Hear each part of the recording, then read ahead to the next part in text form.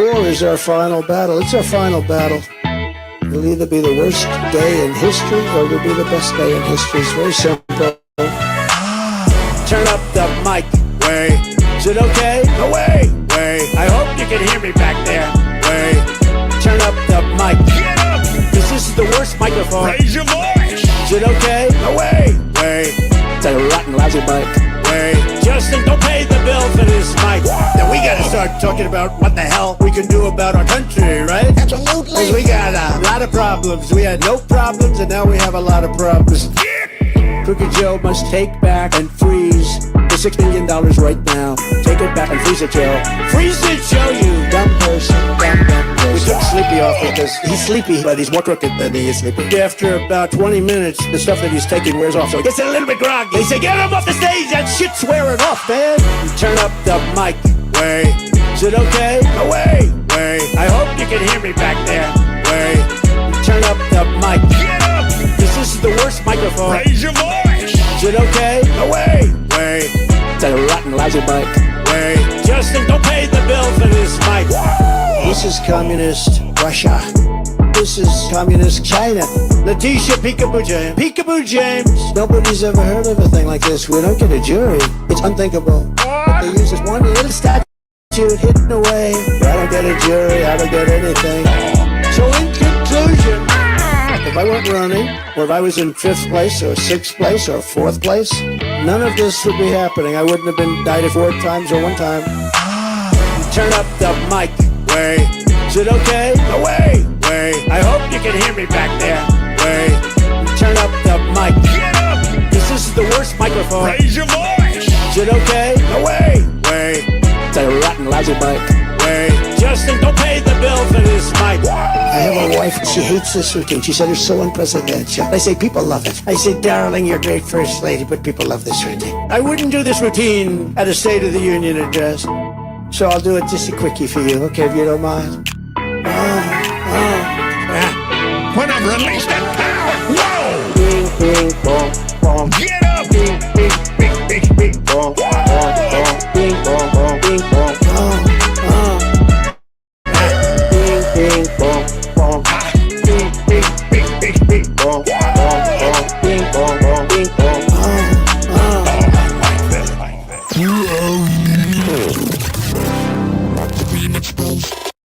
Now listen, if you have not subscribed to a YouTube channel, do it right now. Do it today. And all you have to do is click the big red subscribe button on the YouTube channel.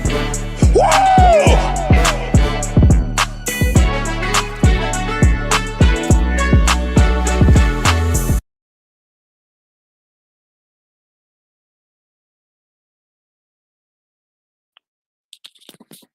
Let's fucking go, man. Fuck you, brother. I'm sorry, brother. I don't even know why that happened. So apparently there's some optics going on aside from the Trump optics. Shout out to the Remix Bros, you know. What do we got here? Do I have a banner? That's old one. I got to get off the Sunday Moon Day transmission. It's the Happy Moon Day Tuesday transition. And of course, Tuesday in Spanish is what, Mr. Patrick? Let's see if Patrick knows. I'm sure Patrick knows this. How each day is attributed to a planet, essentially. But for some optics, if you will, it's just funny because those of us who are engaged in this panel verse will know exactly what I'm talking about here. So you got Mr. Montegraph on panel with Mr. Tarek, and they're just talking and just like normal. It's very interesting to watch. I still seem to be blocked in Flo's chat, so he must be a little bit butthurt that I'm co-creating with certain people, like possibly Mr. Paul Unslaved for one, I'm sure, if I had to take a guess. However, yeah, I don't even really want to play any of this, but the optics are very interesting, let's just say. How Tarek is just up. Maybe I missed something. I'm guessing I did.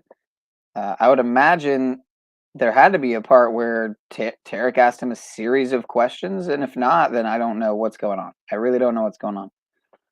But Yeah, shout out to Truth Mafia with the Illuminati symbolism. Some might say Illuminati confirmed. I wouldn't say that definitively, just because they have AI created art there. That's a stretch, folks. That is a stretch. So yeah, shout out to the Mafia, the Mafiosa. All right, the banner's up. Fuck you, brother. I'm sorry, brother. I don't even know why the fuck that happened or why I'm using profanity even. I mean, that's rude. Rude, crude, and lewd, if I may say so myself. Not to steal certain people's terminologies there, but what do you guys think? You think this guy's a chaos magician? Do you think he's a mimetic magician of ritualistic and occultic high order? Yeah, ritualized magic. What do you think?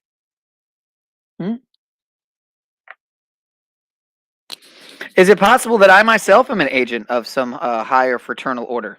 Possibly some Freemasonic, right? Rosicrucian, maybe. Templar, Orient. I'm just making up words here. Yeah, I'm in the club, folks. I'm just going to put it out there. I'm in the club. And we got Kimberly Maxwell Johnson in the house. I'm not sure if that's your real picture, but if it is, I must be doing something right, gentlemen. I may say so myself. And I'm saying so myself. So, okay. Shout out to Truth Mafia. And shout out to Donut and Juan on One podcast. And I think Paranoid American was on there. I was going to play both of these episodes because they were both really good. I figured I might as well restream them both in one punch. I'll have it in 1.5 speed, so it won't be so bad. I will drop the link to the panel to anybody who wants to come up and contribute, add on to maybe if there's any decodes that come to your mind, anything to add, again, add on to what they're saying. But the first video is shocking evidence of ritualistic happenings, and the second is Trump a chaos magician? I watched most of both. Was kind of coming back and forth doing stuff, so I missed parts of it, which is part of the reason why I wanted to watch it again. And I figured, why not? It's great content. It's better than some of these panels with almost 100 people watching. Regardless of if I only hit 10 or 20 or 30 people tonight, that's fine. Yo, what up? It's Donut. Yo, what up? It's D's Nuts. And you tuning into all your pineal restreams. And I'm not even ashamed of it, because again, the restreams are much better than some of these panels just talking nonsense. No hatred. No, I'm not hating in any way. I'm just stating facts, folks. So shout out to Donut. You tuning in to all your Illuminati news. Shocking evidence of ritualistic happenings. We're going to go deep. We're going to dive deep into all the occult matters that are happening today and throughout history. I mean, we could go back to John D. 007 doing some occult magic with the Queen. Do you think this stuff is still happening today? We see the symbols all over the place. What if that's like the Illuminati hand signs? Yeah, we're going to get into them Illuminati hand signs, chaos magic, sex magic, confirmed, and concerts. There's just too much not to go on. Not to come up on here and talk about it. As society is increasing psychopathic behavior, it's a sign that the society's on the verge of breaking down. Hey, yo. Well, that's obvious for anybody who... I got my own little Chan, yo. I think, I don't remember if I went on when I talked to Donut and Tommy about a year ago, if I showed the cat, but look, I got my own little Chan right here. My own little Chan. My own little Chan. And just like my channel, I got my own little channel. Compared to Donut, like not a lot of people know Camry, who was found inside of a Camry, literally. A lot of people know Chan though. Soon they will know Camry, right, Camry? Yeah, and they'll know Amber too.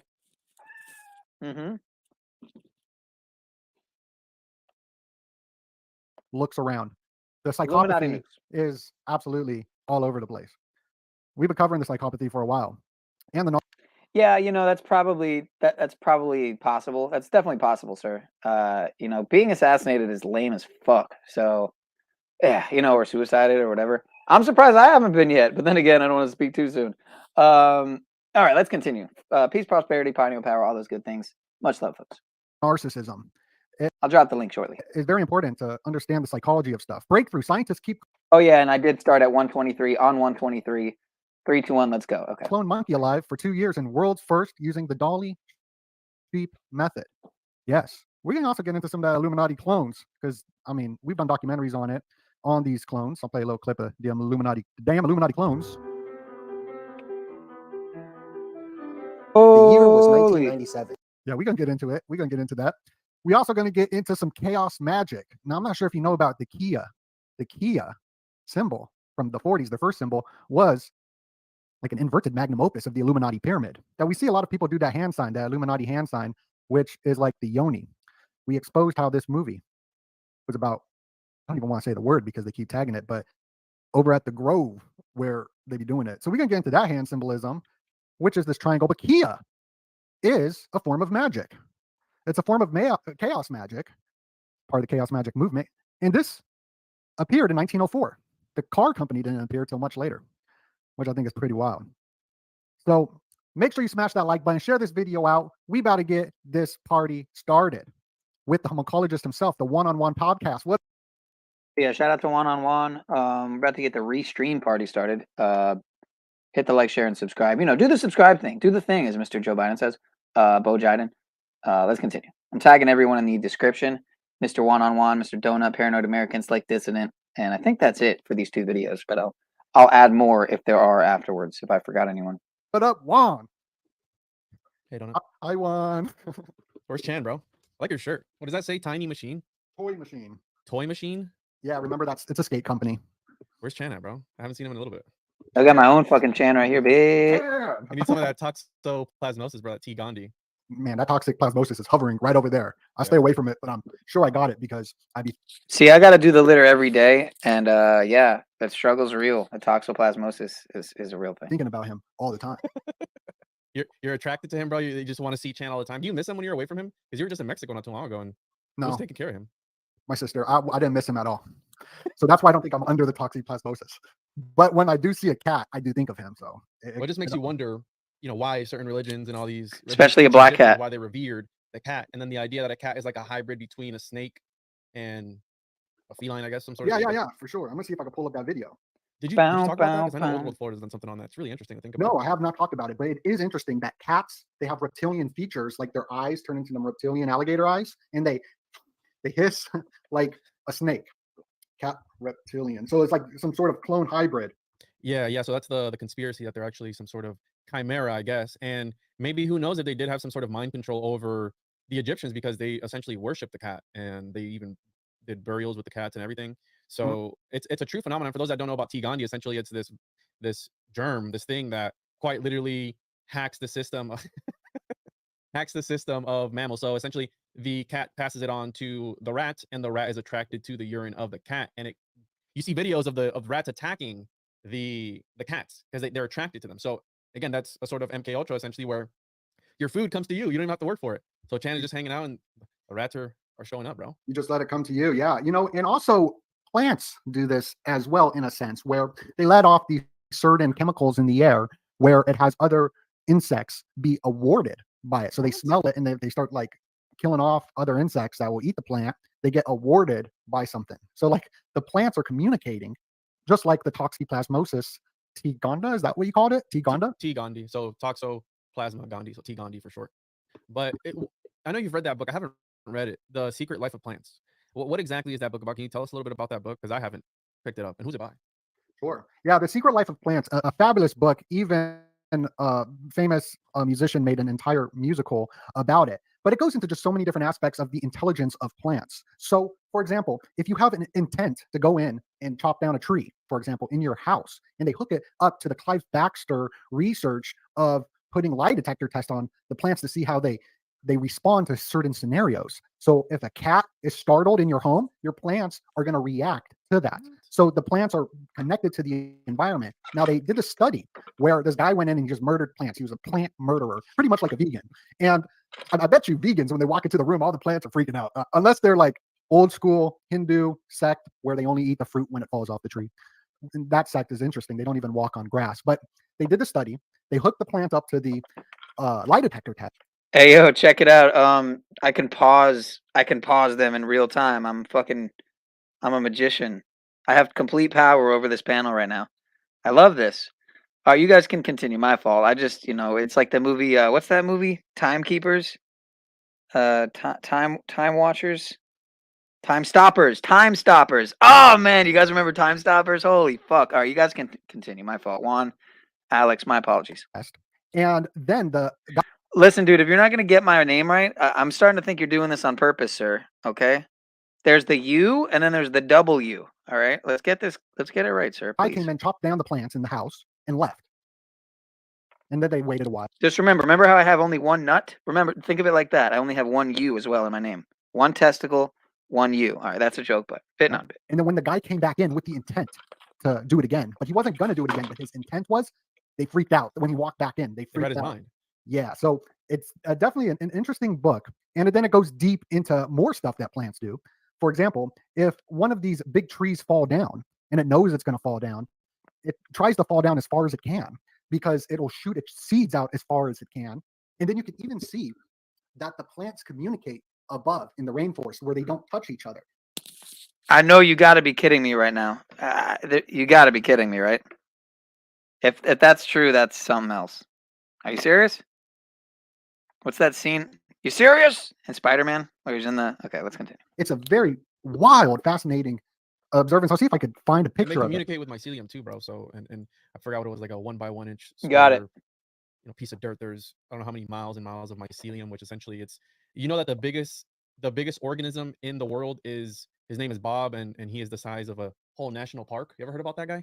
Yeah, it's a fungus. You are the one who Yeah, brought bro. it to the That's mind. wild. Is that because it's like the movie or the show, The fungus among us. That's the most. I haven't finished it, but right, that whole idea that I think that if anything, dude, because I know I forgot what it was that you brought up, right? So the Secret Life of Plants. I know I did that presentation for the secret meeting of the Order of the Glazed Donut, and the idea of palm trees perhaps tapping into something otherworldly. Well, if anything, we're a failed plant experiment to help them essentially make more of themselves. Like to help carry their plants or help carry their seeds. So to help them spread even more on this earth. If anything, we're a failed plant experiment.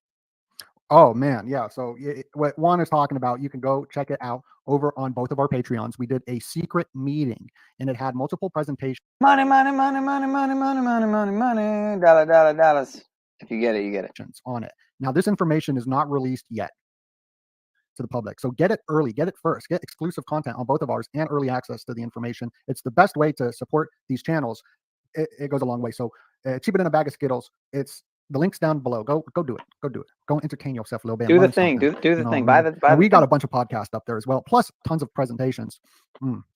Oh man, I wish I could share this fucking veggie burger thing I made with you guys, with like extra greens. Oh my god, dude, veggie cream cheese, fire! How's my sales skills?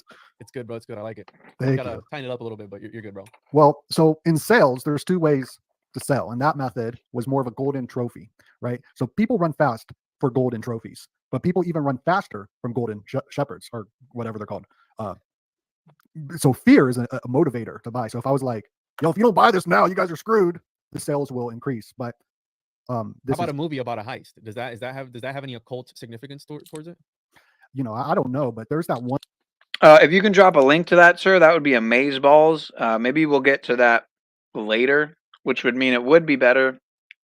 It would be easier if you were able to drop it in the private chat, which would mean I have to drop the link. Actually, the link is in the description, but I'll drop it in the chat as well. Let's continue. One movie about a heist that's very occult. About I think it's called. It was one of the most expensive films that Netflix ever made. So that says a lot, and it has The Rock in it and Ryan Reynolds. So Ryan Reynolds is straight connected to the telephone communication system. He dresses up as Aiden. Does he really? Yeah, he's part of that Mint Mobile. This is why I keep you around, bro, because you keep me up to date with which celebrities are Illuminati celebrities, which aren't. Sounds about right, sir. And the reason I ask you about the heist and the gold, you're talking about selling gold. Well, Kevin Hart just came out with a movie called Lift, and it's about a heist on a 777 passenger plane that I haven't watched. Hold up, didn't this come out? I thought this came out months, like a year ago. I thought this movie came out like a while ago. Am I wrong? Like over a year ago. Yes. Speaking of The Rock and Kevin Hart, I mean, are they controlled out, bro? You think that they've gotten that big just because, or they plans? Yes, they are. Yes, they are. Absolutely. It's called Lift. It just came out, I think, today, if I'm not mistaken. The Rock actually used to live right down the street from me. That's what's funny. In Davie, Florida. But that's a whole nother story. Let's not forget the Maui optics with The Rock, where he, with Oprah, started that giant foundation, supposedly, allegedly, and a lot of sketchy optics. Then, of course, you got also the clip that Mr. Patrick sent before with the baby eating and the thing where they make the child molester robot. That's like way more effective of a child molester because it's a robot. Extremely disturbing, to say the least. But let's continue. Well, I'm happy that you brought up the movies because there's a few movies I wanted to go over, which goes into some Illuminati stuff. But this is the new Kevin Hart. He's got the plane. I know you really like planes and submarines. I don't know about planes, but I'm a bit of a submarine expert, if I had to say so myself. We did crazy with that breakdown of the Titan submersible and everything. That was crazy, bro. Absolutely crazy. I got the slides right here, ready to go, but everything is falling apart over on my end today. Let me see what I can do. And we just crashed through 1,000 people watching. We're streaming all over the place: Facebook, YouTube, Twitter. Make sure you smash the like button. I'm gonna remind everybody every time we crash through. Well, shit, we just smashed through 11 people, so shout out to 11. Oh, 12 people. Oh, good. We got a dozen people in the building. The 1,000 mark. But let me see if I can. Indeed, sir. Indeed. Over to the Logitech camera. Nice. This thing is falling apart. Oh, but yeah, you showed us through your research, which went super viral. It got millions of views, bro. Millions of views of the Shamir. Millions and millions and billions and millions and billions and billions and millions and billions and billions and millions and okay, let's continue. The Shamir connection to the similarities. But you didn't just find that. You found out that one of the guys that sank down is part of the secret club. I'm not even going to say the name of it because they keep on tagging my YouTube channel for it. But the Grove. You could read it yourself. But a main member, the president, I believe, and his dad was a president at one point. President-elect, whatever that means. I don't know what it means, but he was a frequent visitor to this club that we all know and love because it's real big in the conspiracy realm of things. And there was just recently a viral clip. Did you see that video of the guy who infiltrated on a kayak or something like that and went into that statue there? Did you see that? No, I did not. He went into the owl. It's hollow, bro. Yeah. It's hollow. Yeah, we poofing trophies out here. Poofing trophies, son. But you also brought up the Simpsons connection to it. The Simpsons predictive programming, as you got the Mr. Burns goes to this club. And I could play a quick clip of that real quick for everybody. And this ties into the chaos magic that you're talking about. So once you play this, I didn't catch that, sir, but if you'd like to drop it in the back chat, I'm about to drop the link so that to the panel if you'd like to drop it in the private chat. Otherwise, I mean, if you want to drop it in the regular chat, it's just harder for me because then I have to grab it and throw it in another tab, but no big deal. Clip. We'll get into it. We'll start. I'm working for you, the people. I'm at your service. Start weaving everything together here soon with the chaos magic, which is something really interesting to me and something that I'm going to be doing an interview this week on Friday with an esotericist who dives into this, essentially using letters as a form of divination to extract what he calls intermediary beings, so things that lurk within the texts of these organizations. And he talks a lot about William S. Burroughs, which was a famous chaos magician. So it's really interesting concepts. Right. Now, the clip I'm talking about, I'm not going to play it because I already posted it. It's the video previous to this where Paranoid American was showing us how Harry Shears, who's Mr. Burns, was part of this club. And then you got your information right here, how the Simpsons guys' connections to Bohemian Grove is fascinating. I want to dive into this chaos magic. As I just posted a video talking a little bit about it. I clipped it out just a tad. From a video. Belly, bro. Yeah, so that guy right there. All right, guys, stop. Hammer time. All right, let's continue. We're going to get into him tonight. We're going to talk about this banker because you got these bankers pushing mysticism / hallucinogens, people connected to JP Morgan, Gordon Wasson, onto the cult and the John C. Lilly information. They're resetting everybody's brains through this Timothy Leary, John C. Lilly, Robert Anton Wilson theories of Prometheus Rising, where they reset your mind. But what it's actually doing is resetting the autonomic nervous system. But yeah, let's get into the chaos magic. The car Kia is part of this whole chaos magic. I thought that was Eat it, Trump. Eat it. Chaos magic. It's a veggie burger. Really you fat McDonald's eating bastard. Chaotic. What do you know about there you go. this? Look at that. It's hilarious. There you chaos go. magic, essentially, you need some greens in your life, sir.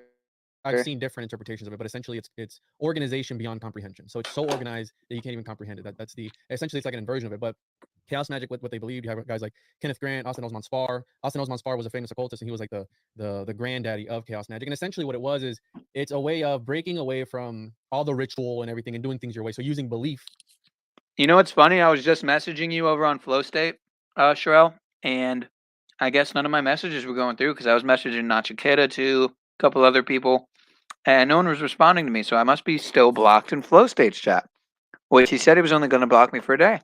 I don't really care, but I hope he's okay. I hope he's okay. Flow State, I'm sending you blessings and warmth and snuggles and cupcakes. Okay, sir? As like the main It's thing. going to So be all right. All right, it's going to be okay. you believe it, therefore it becomes true. You mix in their sigils with it, you charge the sigils, and you can use whichever mythos that you want. That's true, Nubs. He would never block. I mean, other than, you know, maybe a few every day, or several every day if he's got a wrench on Jack Talcott's, which he doesn't have anymore. It's funny, I actually have a wrench on Jack Talcott's and Flo doesn't. That's interesting. I love it. It's very funny to me. It's entertaining. We got to get Paul a wrench. That's what we got to do. So a lot of chaos magicians use like, And we got to get you a wrench, Sir Patrick, over on Mr. Talcott's. Who doesn't have a wrench on my channel? Does Kimberly have a wrench? She's way back there. She's got a wrench, right? All right, doesn't matter.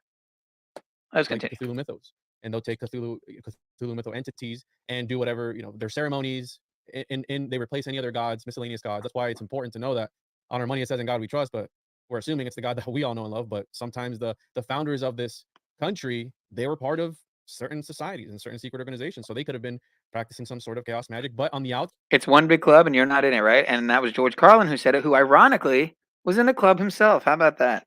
Can't make it up. the exoteric, it looks like something anyone would want to accept, right? And that's the problem with it. That chaos magic is versatile. So, and one of the interesting aspects of chaos magic, which relates to William S. Burroughs, is the idea of the cut-up method.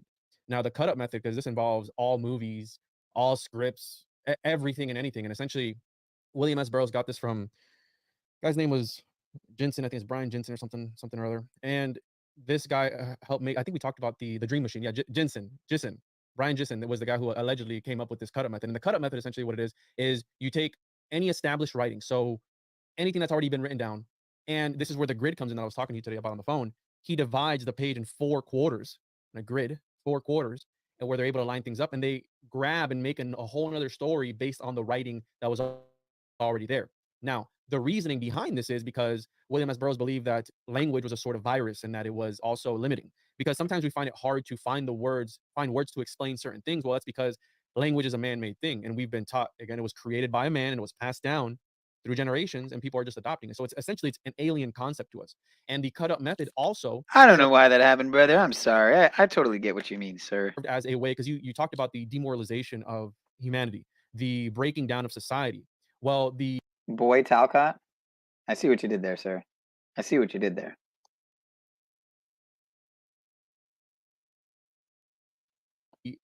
William S. Burroughs believed that by using certain language and certain writing techniques that you could break down the reader, and you were. What are we saying is done right now? Yeah, he does it for the day, for the topic. He's not as free-spirited, flamboyant, whatever you want to call it. I'm going to let him know right now. Let him know what? That he still got me blocked? Done, as in you let him know? Okay, I mean, it's all good. Either way. Not a big deal. I'm not really, worried about it. Oh, yeah, let me make sure she has a wrench there, Mrs. Kimberly. Were able to kind of make them disassociate. And if you read some of his works, again, I don't recommend reading him because it involves a lot of dark, nasty things. But again, I'm a researcher, so I have to. That's why we're here, don't it? Right? We get people wicked smart. We do the homework for them, so that they don't have to get their hands dirty. They just subscribe, right? Hit that like button, subscribe, sign up for Patreon. And so he would use this cut-up method to come up with a new story. Now, the reason behind that was he believed that the archons had already written out reality, and that story that was already written out, that was cut up, was already written out.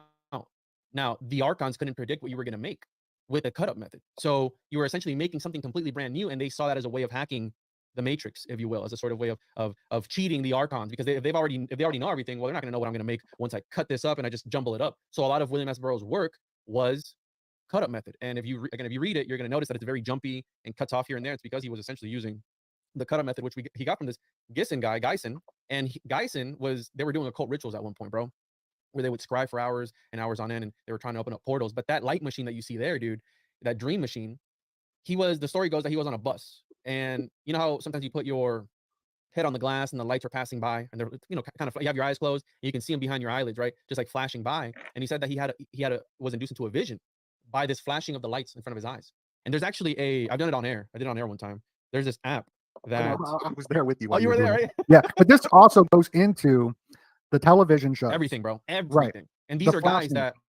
that help make this, bro. So think about it. Occultists are behind this technology.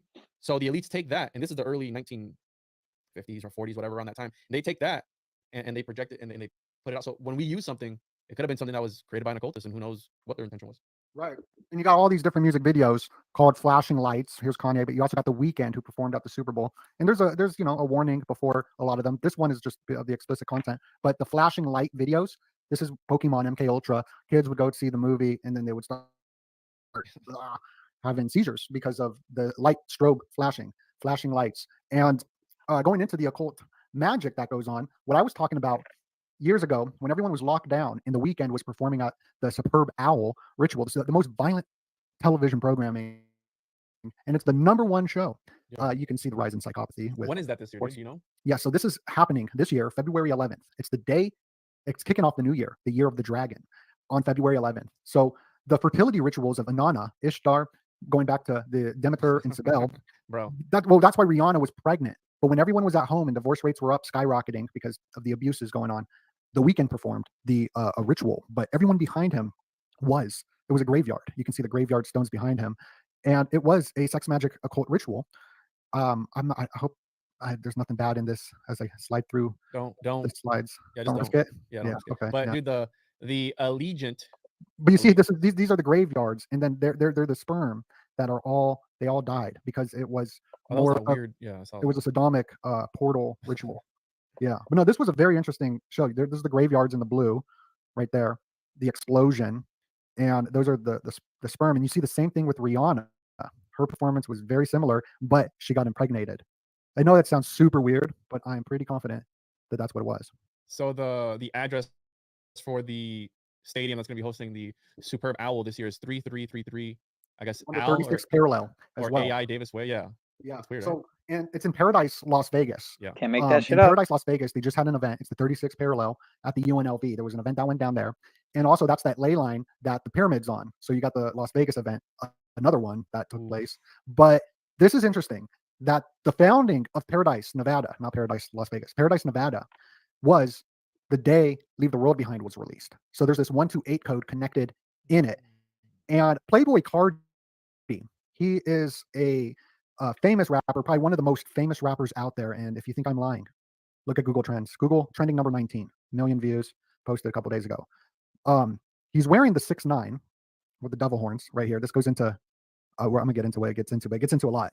But he has a song called Back Rooms and was released with Travis Scott. And they're talking about a football field and something terrible happening on the football field. And I feel like it is priming for some sort of event to happen. Maybe not this year or whatever, but we can see through the predictive programming that something will happen at a football field. Wait, so this song is about something happening on a football field, bro? Excuse me. No, his last song with Travis Scott Okay, was. okay. Yeah, Which we know Travis Scott he doesn't have the best track record when it comes to the concerts, right? He's the one with that all the stuff happened. Yes, and here's Travis Scott's predictive programming through the numbers of something that we got to look back into. It has the 128 code right there, 182, Blink 182.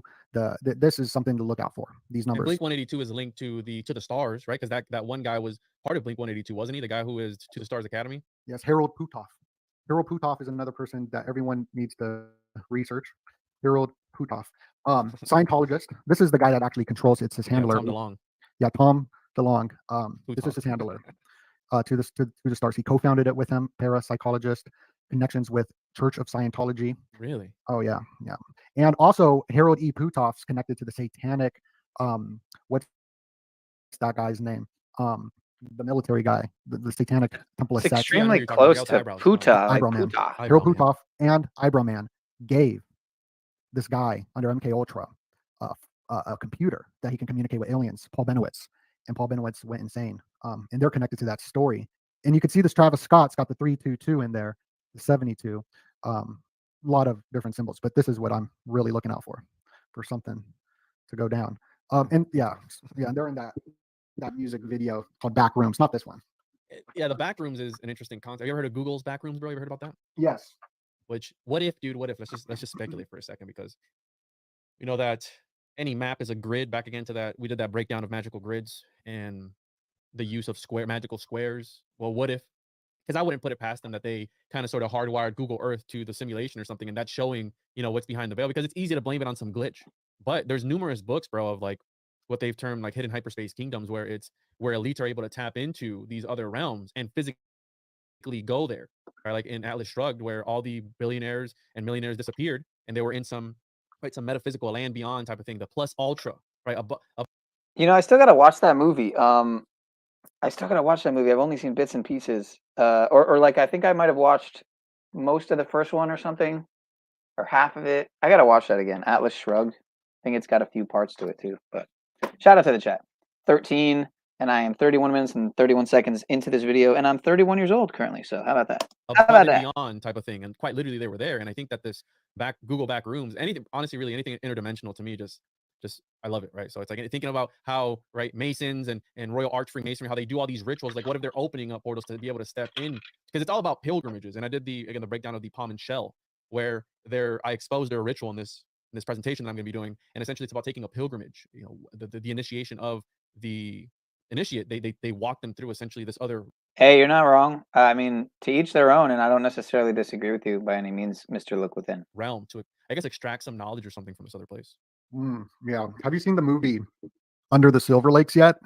You told me about that. I haven't seen that yet. Have you watched Twin Peaks yet, bro? Under the Silver. I started to watch it, but no, I haven't. I started to watch it, but I thought the cover is interesting, especially his glasses. Yeah, it's something to watch. Maybe it's interesting. I got some other slides I'd like to show you. Dude, I'm sorry, guys. This fucking veggie burger, man. It's so simple. Just get a good bun and a good veggie burger. Get some spring mix and some spread for the buns, dude. I'm sorry. I'm on one right now. You may be off air, but on the Thuggy.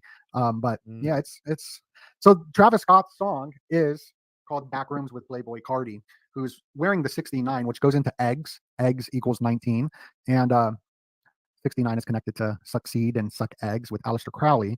And it's a keystone, bro. It's the keystone for the summer solstice on the Royal Arch. This is a huge number. This and Reverse 96. Tony Bennett dying at 96. The Queen dying at 96. It's very occult. Jamie Foxx is in this song too, bro. I'm looking at the lyrics of Evil Jordan or of the other one. Back Room, because it's talking about music nowadays. I was in the back room counting that money. Yeah, and they say that like a whole bunch of times. Yeah, trying to make sure. No. Doesn't say anything. Oh, bro, I've heard this song. I know which song this is. It's like, yo, Pierre, you want to come out here? That song? Yeah, this song. But they're hinting at some sort of event to happen at a football stadium. And this reminds me of the Doors of Perception with LSD and Aldous Huxley. We covered this on the last show. That goes very deep into the Navy. And Jamie Foxx is a clone. Wasn't he part of that movie? They cloned Tyrone? Yeah, he was part of They Cloned Tyrone. Yep. And they just now, scientists keep a clone monkey alive for 2 years using the Dolly sheep method. I can play. That's literally another movie. I only watched I watched the first maybe like 2/3 of it with my little sister, and then we never finished it. So we watched at least the first half. It was probably more like 2/3 and didn't finish it. It's a habit. I don't know what it is with starting movies and not finishing them, or watching the end, not the I don't know. It's a thing throughout my life for some reason. Play some slides of that. Yes. It's as I suspect. Damn, bro, you look good in that. So it's as I suspect. Before I did all the research, you could see me. Salted Cedar in the house. Good to see you, sir. You know, metaversely, digitally. You could see my your downfall. My downfall. So, yeah. So I started off. You can watch these old film videos of just only 3 years ago. I've aged like crazy, like a president ages, because I'm reading all this terrible stuff. But it's homunculus everywhere, bro. But yeah, homunculus disclosure. Go ahead and play that clip, bro. Okay, it's a whole. Oh well, realism is a very interesting thing to look into. Some will consider it a religion. Some will consider it a conspiracy, if you will. Not to say that religions and conspiracies are necessarily separate from each other, but let's continue. Anyway. I've aged like crazy, like a president ages, because I'm reading all this terrible stuff. But it's homunculus everywhere, bro. Wow. But yeah. Raelism, also known as Raelianism, is a UFO religion that was founded in the 1970s by France by Claude Varillon, now known as Rael. Scholars of religion classify Raelism as a new religious movement. Can you say a new age? It looks like the the swastika incorporated into the Star of David or Seal of Solomon, whatever you want to call it. Let's continue. Homunculus disclosure. Go ahead and play that clip, bro. Okay, it's a whole documentary, but I'll play a clip wherever it is right here. For human cloning. Why is that? After a UFO cult called the Raelians, a cult that believes humans descended from aliens and that cloning will make them godlike, immortal, they created a corporation called Clonaid. They made a huge announcement that they have successfully cloned humans. Politicians and Congress. You might be asking yourself, is this real, brothers and sisters? Well, allegedly it is, yeah. Allegedly. Hashtag allegedly.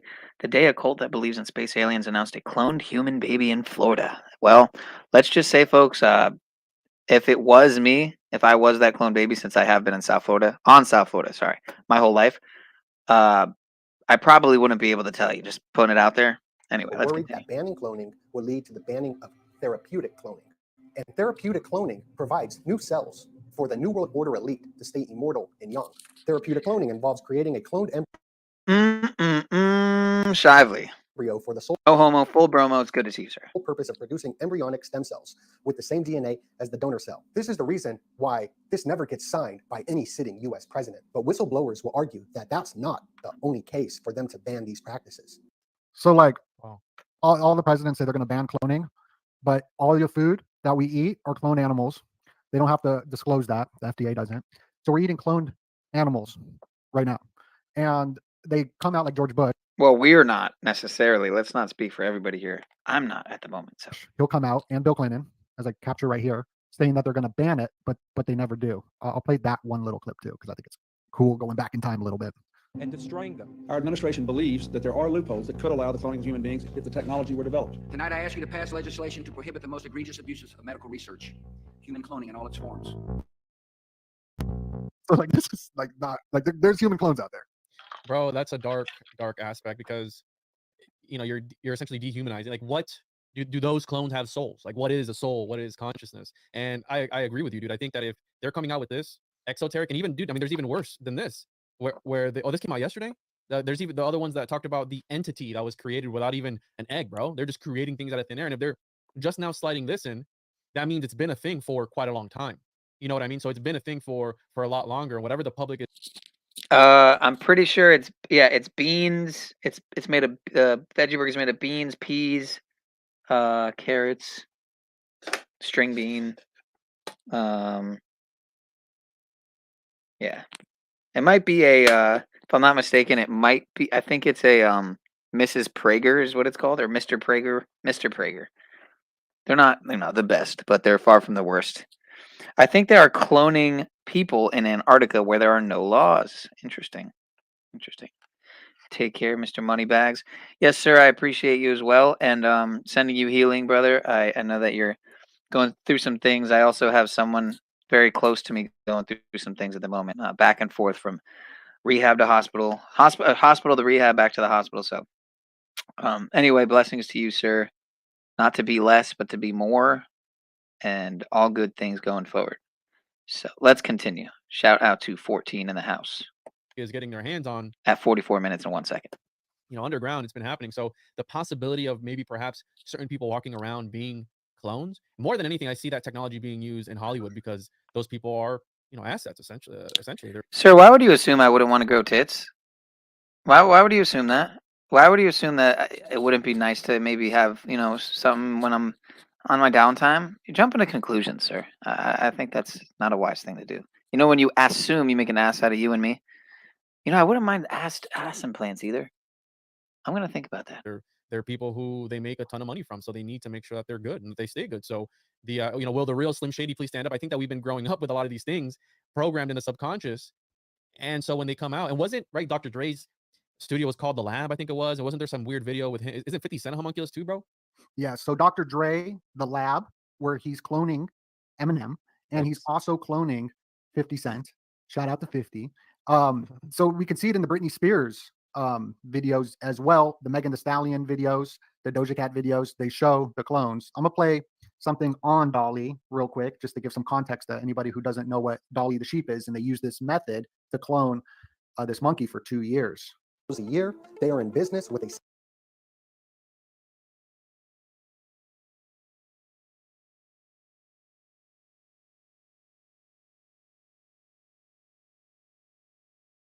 South Korean company called No Requirements Any Species, cloning animals for you to eat. The Boyloff Group clones in China, cloning up to 1 million cows a year. They are in business with a South Korean company called LAVE, a corporation that is connected with the Chinese Academy of Science, and this is all for cloning purposes. Australia, Canada, Argentina, and Brazil also clone livestock. VXXX is a company that clones cats and dogs and other animals. This is big business and has been happening for a long time. Young fresh donut, somebody said, bro. This is happening for a long time.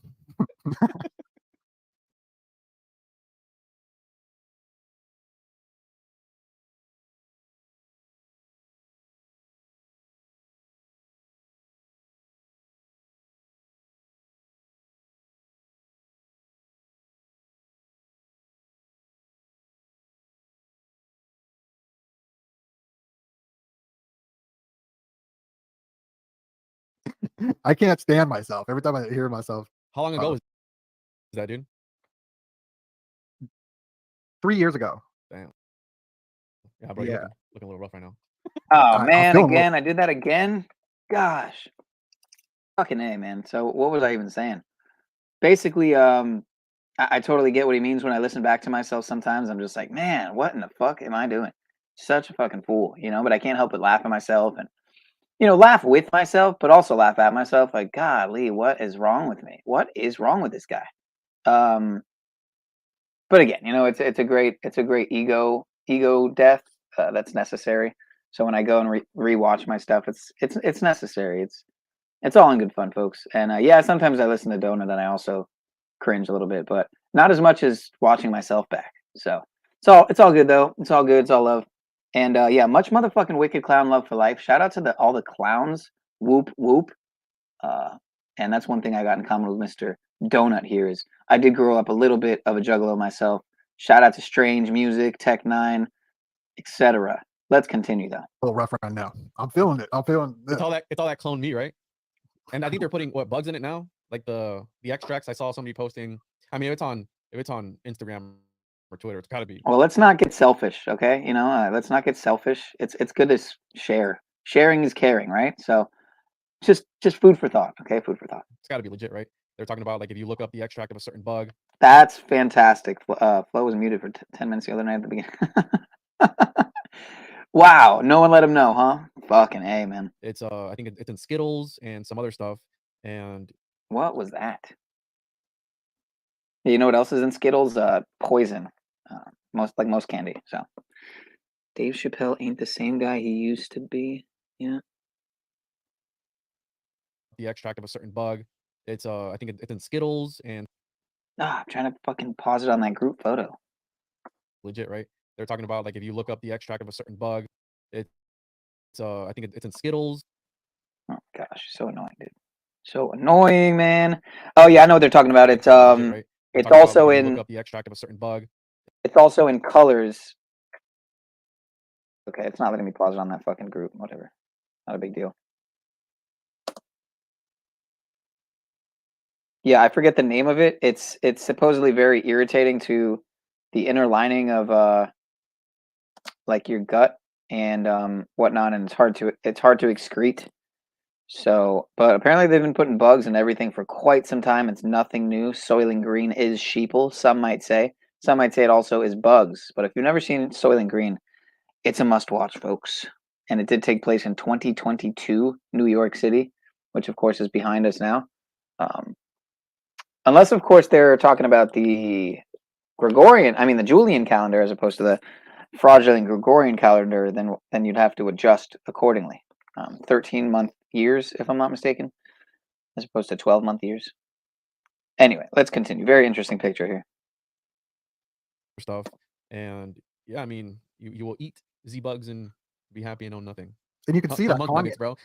among nuggets. Kanye tweeted the Raylan symbol and got banned with 322 subscribers. Yeah. Everything that's happening is connected to UFO. Save us, ride a cowboy. In some certain way, even if it's the tunnel. Save us, ride a cowboy. Whatever it is, Miami aliens. It's all connected to an alien story. And we're in the year of the rabbit. And yes, sir. Titanium dioxide causes it's genotoxic, so it is toxic to the genes. Good stuff, right? Great stuff. They put it in a lot of things to make it white. Because of course you can't just use something natural. You got to put titanium. You know, for safety. #safety. The rabbit is connected to the aliens, but somebody in the comment brought up Dave Chappelle being a clone. And oh, this is an interesting. Have you heard of the 21 grams experiment? Yeah, and happy birthday, Donut. Oh, thank you. Oh, and and happy birthday to Tommy Truthful. It's Tommy Truthful's right. birthday. Yes, it's actually his birthday. This 21 gram experiment is interesting. Yeah, when you like die, you lose 21 grams. Is that the soul leaving? I don't know. It's probably just your. Don't be so sure. Don't be so sure now, Kimberly. Okay. Don't be so sure. Don't assume. Ass is fine, but don't make an ass out of you and me. Just put your ass on me. Okay, let's continue. But does breath weigh money? There was something about that I was watching Twin Peaks last night or the day before, bro, and I don't know what season you're on, dude, but once you get to season, it's just I watched the first episode and the girl in the bed and all that freaked me out, and I don't want to watch listen, it bro. anymore. Listen, dude. Listen. Yeah, Jordan Peele movies are fucking insane. Get Out. Get Out was first, right? And then Us, and then Nope, which I've now seen all three of. I saw Nope about a month or two ago, and it was pretty mind-blowing. But Get Out is like, just get out. You gotta it makes you want to just get out of the movie theater. Us makes you think. It's definitely a thought-provoking, that everyone's got a doppelganger out there. It makes you really think of the underground tunnels and all that stuff. I mean, it's actually a very intriguing theory. Like, imagine at birth, they took your DNA and in some fucking lab somewhere, maybe in Antarctica, maybe the underground tunnel system, there's doppelgangers of the whole fucking population or fraction of, maybe a large percentage of. Very intriguing to think about, very thought-provoking, but let's continue. Twin Peaks is gonna. And again, this is Us on the screen. That's the name of that movie if you haven't seen it. Peele came a long way from Key and Peele, that's for sure. Or Jordan Peele, yeah, came a long way from Key and Peele. I don't know what Michael Key is doing these days, but he was in also that show on Netflix about the Pentaverate, it was called. It was basically about a Illuminati type group called the Pentaverate or Pentaverate. I only watched, I think, 1 or 2 episodes. I gotta finish watching the rest of it. But Sound really bad, but it's a if you get. I was just saying before. I only watched the first half of They Clone Tyrone, sir. I was just talking about that. I didn't finish it. Past the first season, I truly believe it is an initiation on it, because so many people drop off after the first season. But once you get to the second season, and I even talked to Isaac Weishaupt about this, so shout out to Isaac. Shout out to Isaac Weishaupt. He's expert on this topic. He's the one that got me on it. And I told him, I go, it's an initiation. He goes, damn, bro. I'm not sure what you mean by that. Can really Nope theory on my channel and then we'll talk. Maybe you meant to say Nope comment on my channel and then we'll talk. In which case, we'll do. It makes a lot of sense. You're absolutely right. It is, because the first season, it's like, what the heck is this? What am I watching? What am I looking at? And then it goes to where you think it's going to go and some. Once you get to the mid-second season, and let me not say that. We'll try to remember to. I don't have the best memory, but I will try to remember to do that. I like to rewatch my streams sometimes, so maybe I'll see your comment and that'll remind me, or something. And one of the things it was talking about the body of somebody and what it weighed. I see. Okay. After they had passed on, and how it was impossible for it to weigh what it weighed, and essentially they were hinting at what you're talking about there. It's like the soul, it has its own weight. And again, it was a supernatural unaliving of this person. So if you watch the show, it'll make sense. But yeah, dude, get through the first season, and you're not going to regret it. I'm gonna watch it tonight. I won't regret it. I'm gonna watch it. I'm gonna MK Ultra myself and put them things over my eyeballs, just like a Clockwork Orange, and I'm gonna watch it. No, don't do that, I want to notate that has the 5-1, the day the Illuminati's founded, and the 201, as well as you got an event 201, and the Twin Peaks, the Two Mountains, is the AA. Aleister Crowley. Wow, the population is 51,201. But yeah, just to add to that, the event 201 and all the other 201s. Tom Hanks beating his wife Rita at a game of gin rummy by 201 points, if I remember correctly. The Da Vinci Code series, Da Vinci Code, and then Angels and Demons, and then Inferno being 2 hours and 1 minute. Oftentimes when you look up these news stories, you'll notice they're 2 minutes and 1 second long. Watch, just go looking for news stories and see how many of them are 2 minutes and 1 second long. See if there's a trend there. At least AA. Okay, I'll watch it. I'm gonna watch it. It's gonna happen. Who the fuck is Chon? Dude, I'm gonna kick your ass in a minute here, metaversally, sir. I'm gonna metaversally kick your ass, meta. I'm telling you, dude, it gets really good, and there's a lot. I promise you that once you get to the good stuff, you'll start doing episodes on it, because it's great. Abracadabra. From How High? Yeah, I haven't seen that movie in years, dude. Oh, isn't that the homunculus right there? Go back. Hold on. Let me move my screen here. Yeah, bro. I added him in there. Why So do you think it goes? So before you get to Dave Chappelle, why do you think it always goes back to this alien agenda, extraterrestrial? I think that if anything, it's interdimensional, like ultra-terrestrials, where maybe they don't come from outer space. 'Cause outer space is probably a construct that's been pushed on us since we were kids. But why do you think it always goes back to some sort of alien agenda or extraterrestrial thing? I mean, that's been real hot right now in the media. yeah, it goes into the John C. Lilly research and the machine elves and all that. It's just the same storyline. It works. Why mess with something? Don't fix it if it works. So they're using that narrative. Yeah, that's probably simple answer to it. But they do butt stuff too, like all of them, right? And it goes into like the Kenneth Grant stuff that, right? It's the same story. The aliens abducting and probing the buttholes. Yeah, well, for the record, Grant didn't like the butt stuff, so he was against the butt stuff. Also, he wasn't a real OG. He wasn't a real OG. No, he was like, no, that's not how you do it, bro. This is how you do it. And then he had some other methods of achieving. Yeah, you go into ear holes. Belly button. The belly Stop. Hammer time. All right, let's continue. button. Yeah. I'll play a clip of Dave Chappelle and Gucci Man and all of the celebrities being cloned. Now, this came out before they cloned Tyrone. This is 3 years ago. A lot of my information and research has advanced with the help of everybody here. Chat up. Okay, I'm playing this video. Can you chat up in the chat? Chat up. Chat up. Especially the Homuncologist, the one-on-one podcast. I have his links down below. Shout out to Joseph. He's up in there. He did a great connection to the 201.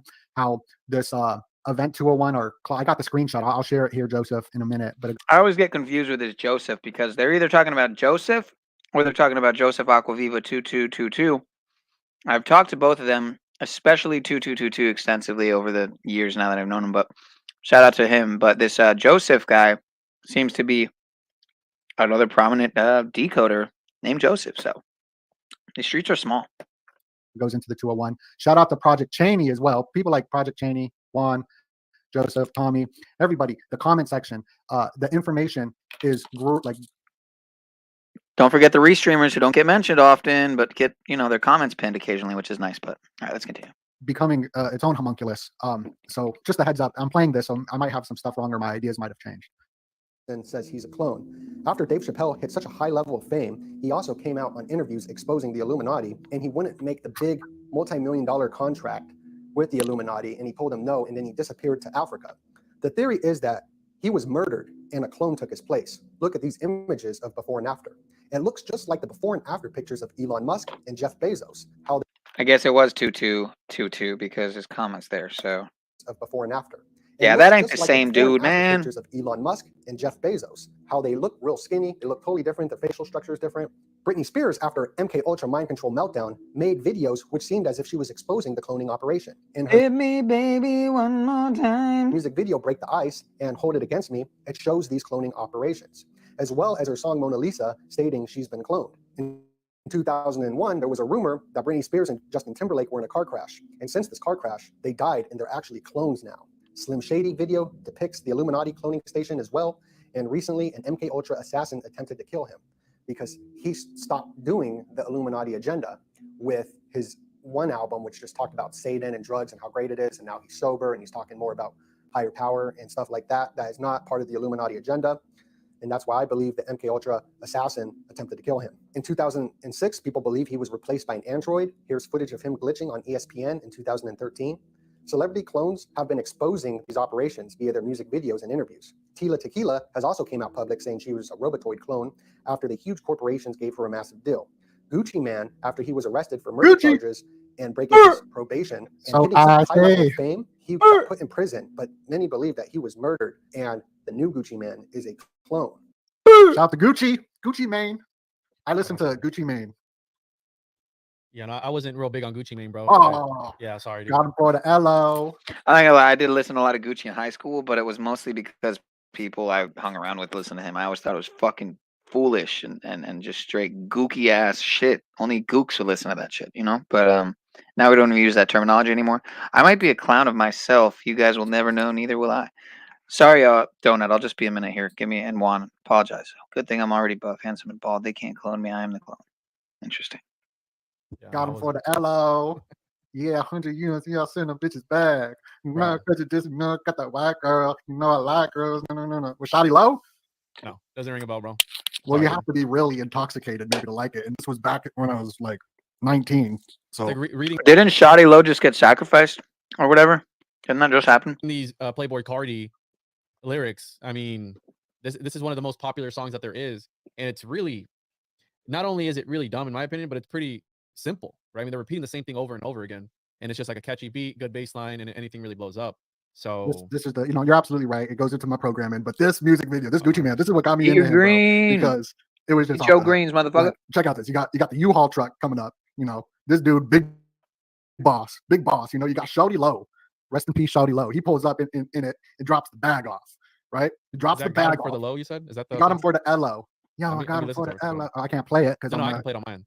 Yeah, my favorite song, my favorite music video, because that's how it actually is done. Like, people complicate things, but when you're moving product, this is how simple it is. You have a bag and you give it to somebody. So it's the most real thing I've ever seen. That's how they transport the clones, bro, on the U-Hauls. Is that what that's about? Yes, the cloned marijuana leaves. No, dude, this was a little bit before my time. Marijuana. How old, Donut? I'm 35. Yeah, turning you're old as 36 fuck. next month. So Yeah, see, these dudes are old as shit. That's the one thing I don't have in common with them.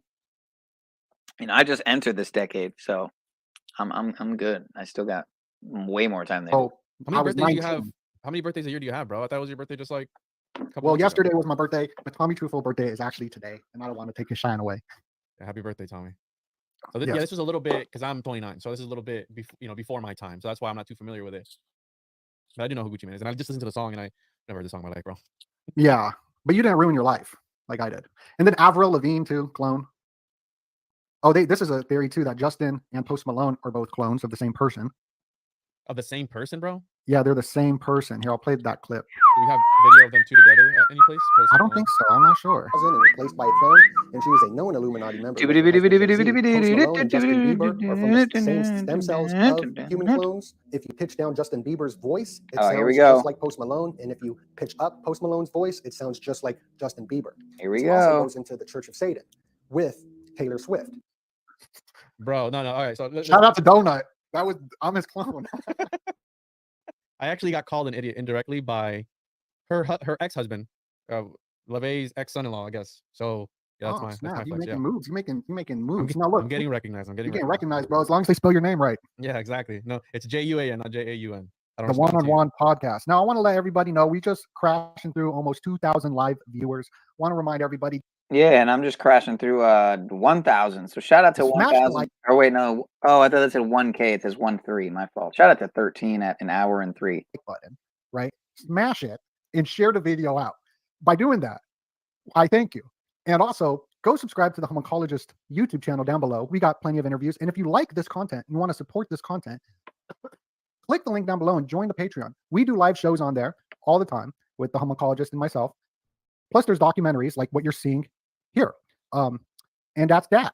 Can I show you this, bro? Check this out, because so I asked about them two being together in the same room, and there's a few pictures of them being together in the same room, but this doesn't look like Justin Bieber to me. It looks like that's the Island Boy. Bro, that does not look like Justin Bieber. And again, I know there's bad angles, but from that video that the old Donut was saying, he says that they're just the same stem cell. yeah. So what I was gonna say is it, because again, Occam's razor. If anything, if all elites were related, how they've traced back the lineage of all the presidents, right? They are related. I mean, there's sign, there's one that wasn't related, but if anything, let's say that these people are clones / homunculus. To be fair, sir, is he any more or less of an idiot than myself? I mean, respectfully to myself. I don't want to offend myself. / moon children / whatever. I think that'd be the more rational idea, that they're from the same stem cell, not maybe the same person, but the same stem cell. The stem cells come from the same person is what I'm saying.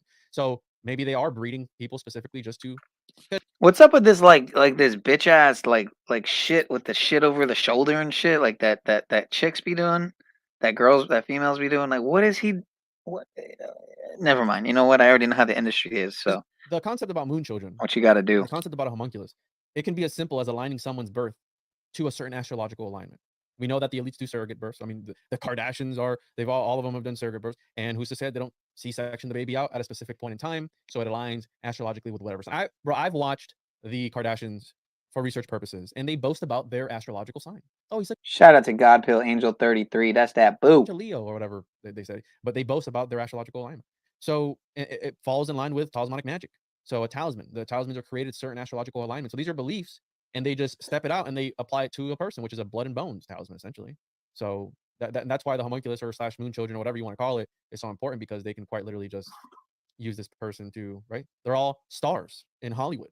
So I don't know, dude, but this is interesting. That doesn't look like Justin Bieber to me, bro. Shout out to Justin Bieber. Shout out to The Justin Biebs. Bieber, bro. Yeah, I try to warn him. I Not. said, yo, Justin, they're gonna come after you because you're doing a donut Illuminati eye hand symbol, and I got removed off, or something happened. Something Wait, bad what? happened. I got documented. Something happened to my channel. I forget which channel. I don't know. I don't remember. Because of Justin Bieber? Because of Justin Bieber. And then seriously, like, Well, that's true, sir. I will always give you the disclaimer that I very well might very likely be a lot more of an idiot than even I realize. So believe none of what I say or, you know, espouse. Just consider it. Use your discernment and think for yourself. And yeah, kind of connect the dots, if you will. a month after that, his eye went all whack. And somebody brought up Boys of Brazil. That's a movie that goes into Little Mustache Man being cloned in Argentina through the rat lines of the Vatican. That's another one I still got to watch. From Brazil and Brazil. So both of those movies, Brazil and Boys from Brazil, 2 totally different movies. So that's another topic. Another What's the name? Is a movie said Brazilian Boy? the Boys of Brazil. It goes It's Boys from Brazil, I'm pretty sure. into cloning as well, and it's about Little Mustache Man and Operation Paperclip, I think, cloning. And Oh, Little moving Mustache people- Man. I was like, who are you talking about? Now I get it. Yeah, moving people down to Argentina. Not Argentina, Brazil. No, chill out. My wife is Brazilian, dude. And speaking of, he said it's not Argentina. Well, I was going to say, speaking of Argentina, the current Pope, the supposedly first openly Jesuit Pope. It's probably really just that he's the first openly Jesuit Pope, not the first Jesuit Pope.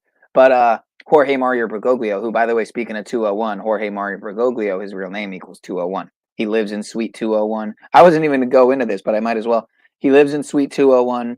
His name equals 201. The other name of the Suite 201 is actually called the Domus Sancta Markte, which when you type it out equals 201. It goes on and on and on. And what else was I going to say about? Oh yeah, I was going to say he's from Brazil. I mean, he's from Argentina rather. And they said about Hitler that Hitler supposedly ran away to Argentina and whatnot, South America, after the Operation Paperclip whole deal. Who knows what's real about that whole story? But Shout out to Brazil. Shout out to I love Brazil. Brazilians. I love Brazilians too. They know how to dance. They I've know been how to some to- Brazilian parties. This is interesting. I've never seen this before either, but yeah, I mean, I think that is true. I had a Brazilian lady friend one time, and she definitely knew how to dance. So I believe that I can stand by that. They were influenced by the Theosophical Society, and yeah, dude, I think it was interesting. You brought up at the beginning. You said that who was it? The one that was to the stars, because this plays into the whole alien narrative, extraterrestrial. I'm gonna have to remember that one, sir. Sean Zhu. I'm gonna have to remember that one. Disclosure, demonic entities, Nephilim, whatever you want to call them, and that guy, what was his last name? Putov, Harold E. Putov. Putov, and his connections to Scientology. I mean, this sounds to me like some government psyop, bro. Like the CIA is definitely behind this. I mean, look at Scientology and how long they've lasted, and if L. Ron Hubbard and all these other guys were government assets. I mean, Jack Parsons was even in there too. You could count him as some sort of government asset, and he was trying to make moon children too. So yeah, we talking the real deal here. You getting the real stuff here. So what is that part of Project Stargate? What is that? Hold on, let me read that. Yeah, right down here. So Harold Putov, he achieved remote viewing abilities. Yeah, it's a deep dive. It's a deep dive. All the UFO stuff is straight MK Ultra. William S. Burroughs was also very interested, and Geisen was very interested in telepathy and being able. And it involves possession. It involves dark entities and how things were tormenting him essentially throughout his life. He's got a really interesting backstory, but it led to the unaliving of his wife at the time, which he blamed on some demonic entity at the end. Right. Now here's an entity right here, played by one of my favorite actors, Michael Gary Scott of The Office, Steve Carell. And I could go into the occult connections of The Office, but I guess yeah. So I've been highly anticipating this film for a long time. Imagine it. Well, what's interesting? I'm pretty sure Zachary Hubbard, Gematria Effect News, his new place is actually the address is supposedly. I'm pretty sure he even mentioned it. Is 201. He was saying how ironic it is or whatever. Very interesting optics. I may say so myself, and I'm saying so myself right now. So yeah, optics are high, folks. I don't know. Tell the truth, though. Do you what have an else to imaginary say. friend, bro? Or is Chan your imaginary friend? No, whenever they come up in here, I tell them to leave. I say, get out of here. Yo, what the F is that?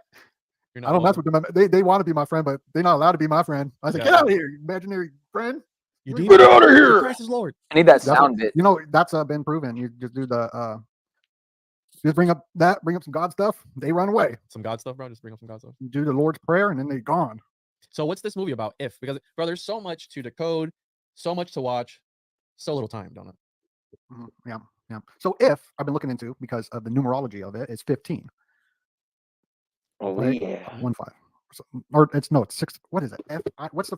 Dang, Oh, you got, bro. I'm not here. I'll look it up for you. it's 6 and 9. It's 6 and 9. Okay. OccultDecode.com. Oh. Paranoid American. You can go on there. There is a cipher Okay, calculator. yeah, I'll tell The you. little Right now. baby. No, this is what it is. It's 69. No, it's 18, bro. It's 18. No, numerology, not gematria. Oh, there you got me there, bro. A B C D E F G H I. I is 9. A B C D E F. F is 6. So it's the 69, the 96, right? And then you add 6 and 9 together. That's 15.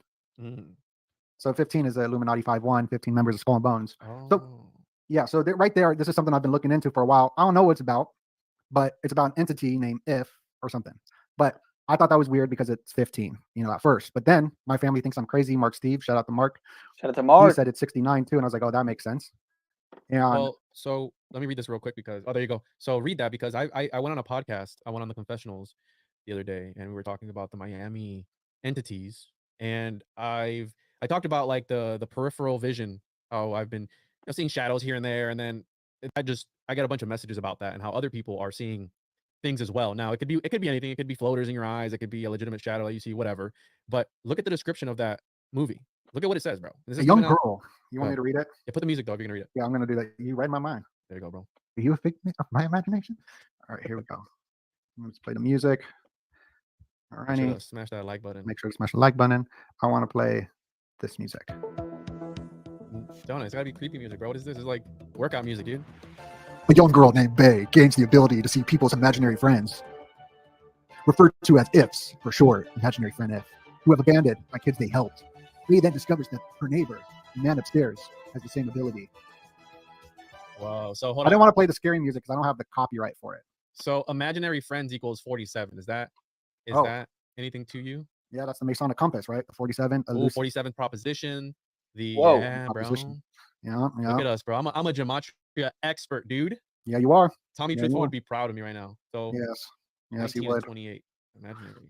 Damn, Yes. dude. But so I was talking to Mark, and he brought up another movie called If, with MK Ultra Stanley Kubrick actor Oof. Alex, aka Malcolm McDowell, and he's in this movie called If, which goes into a topic I don't want to talk about, but something that happens out of school with these. So this came out in the 60s, and it had that. This, I'll read what this is about, and it's pretty nuts. I gotta wait for it to rewind. Okay.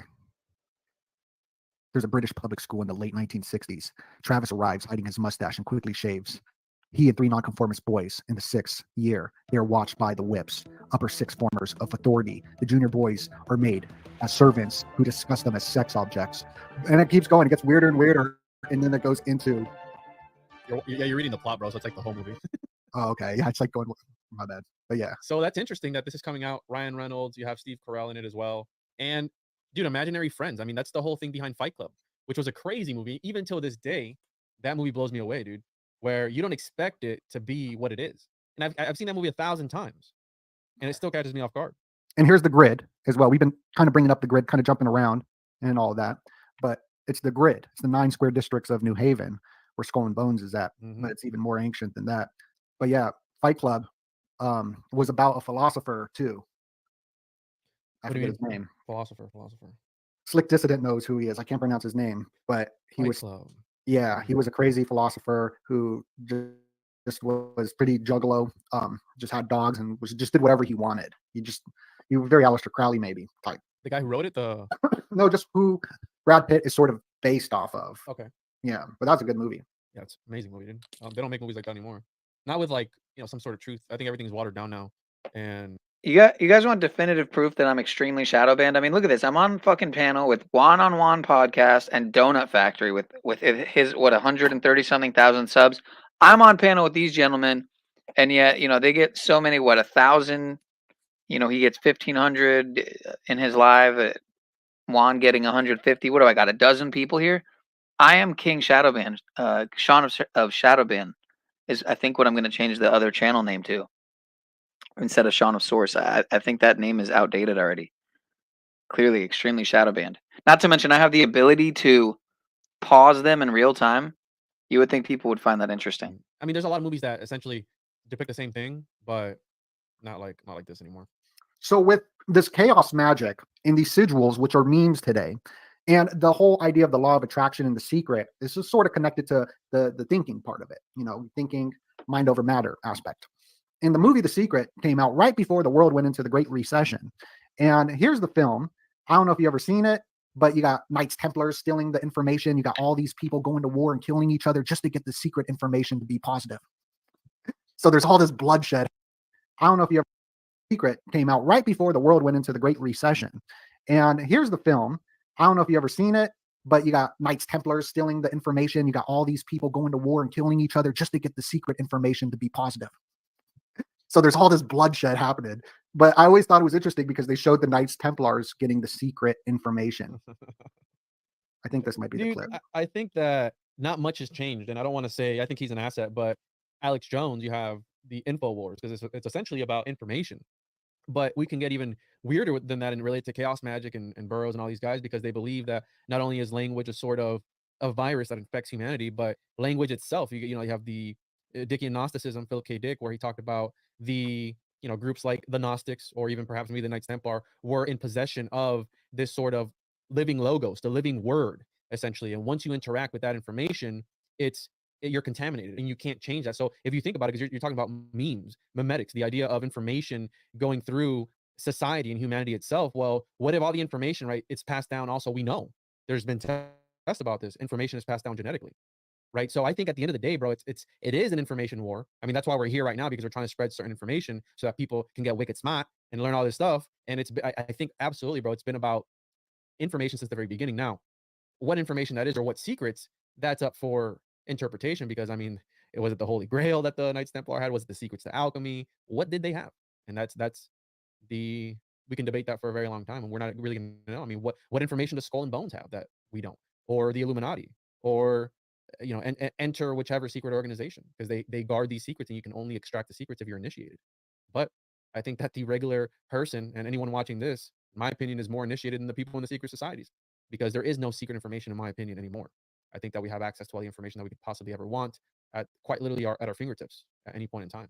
So I don't know, dude, but I think it's been about information since the very beginning. I mean, the tree of knowledge of good and evil, it's always been a thing. You're muted, don't it? Hit that like button.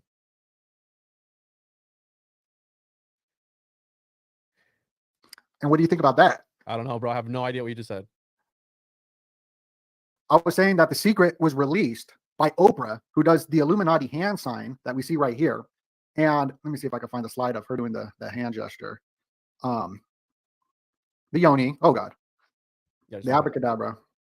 Everybody knows the pyramid hand gesture. Downwards yoni pyramid. That. And Oprah released The Secret to the public right before the world crashed economically. So the reason that money was being stolen from American people forcefully, like a bank robbery, and handed to people like J.P. Morgan, Jamie Dimon, who became a billionaire in an unusual way through this stealing. J.P. Morgan is also the vice president who brought mushrooms and Gordon Wasson in that agenda. So it's all connected to alien stuff. But The Secret was released while my home was being foreclosed on, businesses lost, millions of dollars lost, because I'm not being positive. I'm not thinking positive, And not saying that there's not some truth to the RAS, reticular activation system, and being optimistic. I'm not saying that. I'm just saying that why is the great Om, this banker pushing yoga to the world, who was doing mind control on girls and got arrested for it? Why is J.P. Morgan, vice president, pushing mushrooms to the world, promoting it on Life magazine and whatnot? Why is Oprah Winfrey, who stays in her home for 322 days, pushing the new mysticism of the law of attraction to the world right before everyone lost their job, lost their homes? And I think that this is happening today. with delinquencies of auto loans rising to its like highest levels, and it's been happening for a while. And when the delinquencies of the auto loans happens, that's then what comes next is the housing market crash. This historically, maybe not now because we're in territory that we've never been in with the housing market, with BlackRock and all of this. Larry Fink just came out talking about the digitization of everything. This is all on the agenda. So I'm not a financial guy at all. So don't listen to anything I say financially. But historically, the auto loan delinquencies after that is a housing market crash. And this movie, The Secret, I really enjoyed it when it coming out. I think that the same thing is happening with the hustle culture, right? You need to hustle. So the more I'm hustling, the more I'm losing in a sense, because it's an economic reset. And then this brought me to the hand symbol of the pyramid that you see right here in this movie about the club, the Grove Club, the dragon eye symbol. We're going into the year of the wood dragon.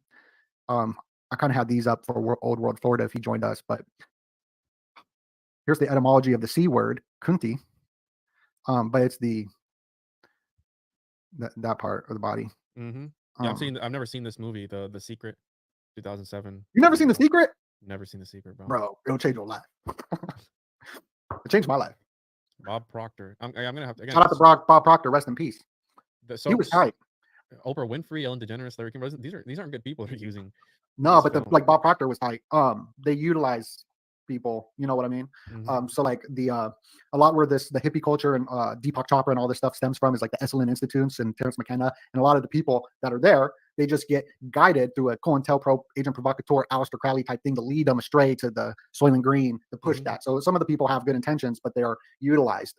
All the people that were in the documentary had no idea it was going to be a success, but I think it was all planned.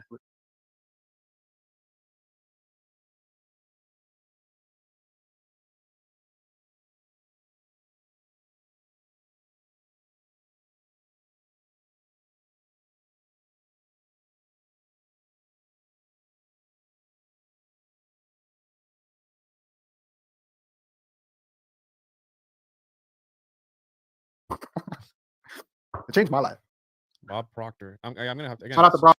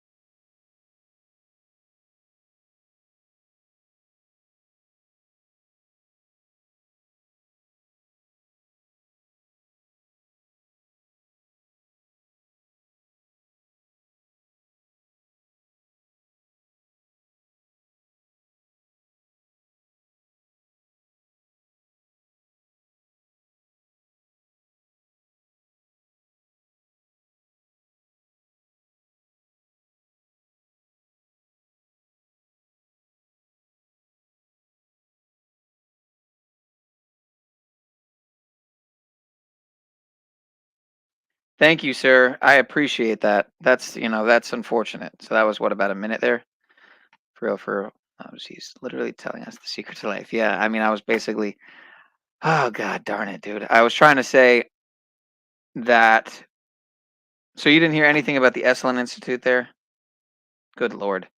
Basically, I was saying I wanted to go back because I wanted to hear what he was saying about the Esalen Institute, because supposedly, yeah, Timothy Leary, Joe Rogan, and Terence McKenna, Alan Watts, and some others, Terence McKenna, yeah, a lot of people came supposedly out of Ram Dass, I think, apparently came out of Esalen Institute, and I didn't know they touched on this part. I didn't remember this. I might have missed this part watching this the other day.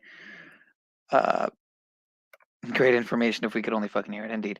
I surmise you can hear me now, right? Yeah. So yeah, I rewinded that a second, and I also wanted to let me hear it again. Let's hear this again here. Oh, and I was also saying, yeah, the secret, the thing with The Secret that sucks, unfortunately, is that the best parts were left out. They were taken out right before publishing, and Bob Proctor did seem to be one of the good ones, despite him being a confirmed Freemason. Again, not all Freemasons are bad per se. Many do not know truly what they serve at the top.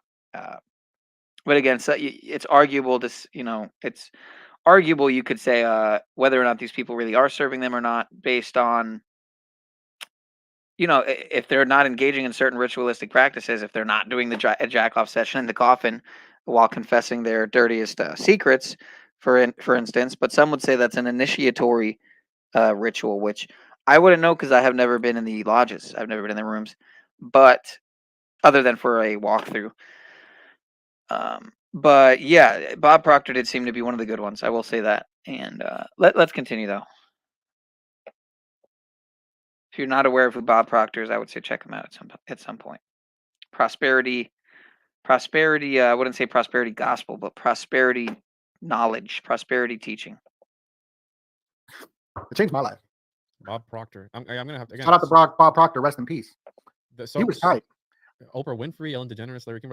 These aren't good people they're using. No, but like Bob Proctor was tight. They utilize people. You know what I mean? So like a lot where the hippie culture and Deepak Chopra and all this stuff stems from is like the Esalen Institutes and Terence McKenna, and a lot of the people that are there, they just get guided through a COINTELPRO agent provocateur, Aleister Crowley type thing to lead them astray to the Soylent Green to push that. So some of the people have good intentions, but they are utilized. All the people that were in the documentary had no idea it was going to be a success, but I think it was all planned. Yeah, there's something about, again, visualization. It goes back to chaos magic, belief as a tool. Essentially, the more you believe it, the more it becomes true. And just relying solely on that, because I think faith is a sort of technology, and you can use that for a lot of things. So I'm gonna have to check this out. Australian American spirituality documentary. And so the symbol, the guy that you showed doing the yoga pose was part of JP Morgan. Did I get that correct? No. So that guy, he was a banker. I'll show you who I'm talking about. This was JP Morgan, vice president, and he's who pushed hallucinations. How you doing, brother Chris? Are you enjoying the presentation tonight? Yes, sir. Yes, sir. So check Do you ever watch these guys? Are you familiar with them at all? Have you seen me play them, or what's going on? No, I never have. Looks interesting though. So first time introduction to both of these gentlemen here. It's got a author there and stuff. Oh, I'm not talking about this guy. I don't know who this guy is. An ethnomycologist. Yeah, I'm not familiar. I just meant the podcasters, rather. All the podcasters. Okay, cool. Yeah, one-on-one podcast and Donut Factory. All right, let's continue. I'm not familiar with who this guy. Oh, he worked. Oh, okay. In the course of work funded by the CIA, Watson made contributions to the field of ethnobotany, botany, and anthropology. And he was an author and ethnomycologist. How's it going? You got nubs? Yeah, I would say the closest thing to my favorite guru at a point. I don't really listen to him much more. And once I found out about the Esalen Institute stuff, it made me. But Ram Dass, Baba Ram Dass, definitely. I still enjoy him in a lot of ways, and just like I enjoy Terence McKenna in a lot of ways. A lot of good stuff comes out of a lot of people, whether or not they were co-opted at some point. It's another story. It still doesn't mean again, eat the fruit, spit the pit, right? So right. Even with Alex Jones, everybody. He does the stone ape theory that guy you mentioned. Yeah. And ageless timeless being too is there too. Hi. Oh yeah. Shout out to the chat, indeed. Yeah. All right, let's continue. On to the world. But the guy doing the yoga pose was Pierre Bernard. The Great Om is the easiest way to remember him. And let's see a little bit of his controversy. I just want to get that correct because I was a little confused with that. Yeah, but he was a banker as well. Robert C. Fuller. Never. What is that? Robert C. Fuller. I've never heard of that guy before. Sounds familiar. He had the sexual teachings that created a scandal. He was eventually forced to discontinue his public tantra. Oh, look at this. I'm trying to find where he did the mind control. Yeah, or psychic control. In 1910, two girls, very young girls, feeling that he had taken too much psychic control over their lives, had him charged with kidnapping and briefly imprisoned. But so this is who's bringing yoga to America, just so like The Secret being brought into America. You brought up the yoni and the mandalas that you were showing there, and the use of yoga to bring some, I guess, thelemic thought to it in the way that I've learned to understand it. You can read about this. It's called the Rites of the Mummy, the Kerr Law. cell workings, and it's essentially about these sex magic rituals that they were doing in Florida to get in contact with extraterrestrial entities. William S. Burroughs also believed that any ideas that you get, you're getting them from an outside source, and a lot of the stories that they would write, it was essentially channeling. Like they were talking to entities that were far and beyond them, and all the ideas that they were getting was from these entities. And so, the yoga in Thelemic thought, they believe that we're all stars, and if we're all stars, and let's say for 1 second that space isn't fake and gray, that if in space there exists black holes, wormholes, all these faraway galaxies, stars, suns, etc., all that, then if we're the microcosm of that, then we can use our bodies for, and again, this is Thelemic thought, Typhonian OTO, you can use your body and you position it in certain positions to access these portals and either let these entities in through or let them out, whichever way. And I mean, in this story that I told you about, the Rite to the Mummy, the guy induces an alien abduction and is impregnated. Yes, a man in the 1980s was impregnated by Cthulhu entities, bro. They were using him as a sex slave, essentially, at the end of the day. So Hi, it's very Nookster. How's it bizarre. going? It's really weird. Good to but see you these down there, gods brother. are these occultists. I mean, this is what they're doing, and they're using yoga as a form of what they call body mandalas. So positioning yourself in certain ways to open up those portals, bro. I don't know what's got to do with the butt stuff, but that's a sort of portal too, I guess. Wow. Uh-oh. Yeah. Well, you know, what kind of got me into this is the hand gesture of the Illuminati hand gesture. Hold on, but have you heard this sound clip before, though? Illuminati confirmed. Ever hit you with that, bro? I like that. Illuminati confirmed. Illuminati confirmed. Illuminati confirmed. Yeah, there's just so much. I like Canary Cry's news talks, evidence sound, Illuminati soundbite. I think it's Illuminatis, something like that. Stuff. This was an episode.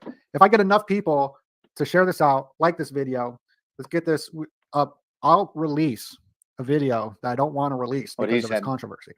Is Trump a chaos magician? I don't want to release it, but if y'all want me to release it, oh horseshit! Y'all gotta like the video, and then maybe I'll do it. And it's not a diss; it's just looking into symbolism. No, people are saying that stretching is good. I'm not saying stretching is bad. I'm just repeating the literature. Okay, I'm reading the. That's all we're doing is repeating the literature. We're just looking. We're looking into the documents, and the documents are showing us that there's some crazy stuff going on in the world. That's it, bro. That's all we're doing. I'm just saying, you do with that information what you will, but I can show you the literature and where it says it. All right. We're just looking at the documents of Lil Uzi Vert has a Knights Templar, Cross of Lorraine, tongue tattoo, and he's performing with Grimes over at Coachella. This is just the information we're delivering. Yikes, dude! Look at that. What year was that? I mean, so another thing, the 128 connection.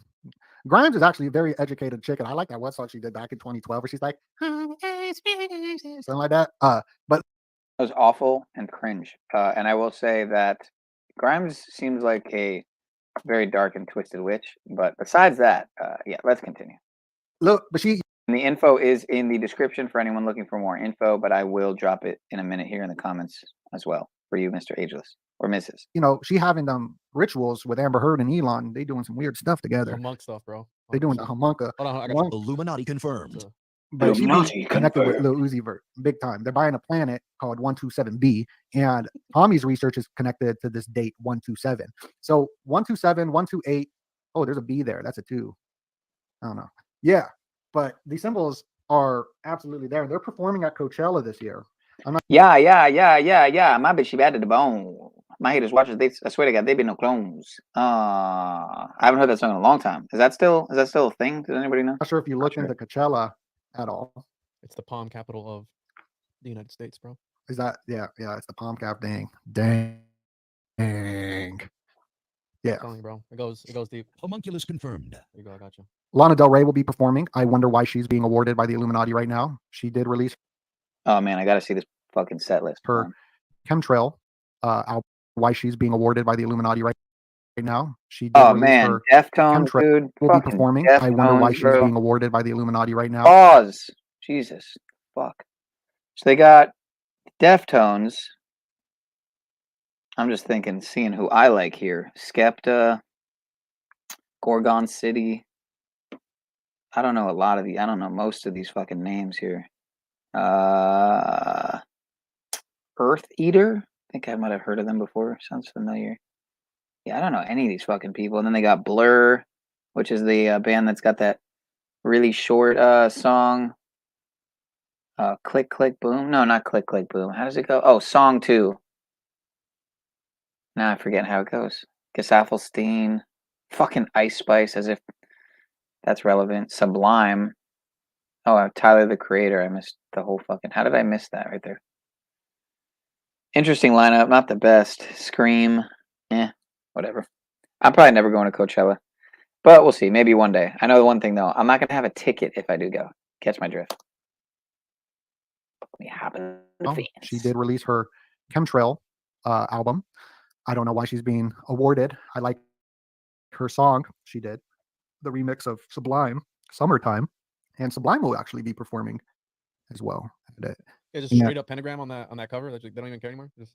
It's Chemtrails Over the Country Club was the name of this album.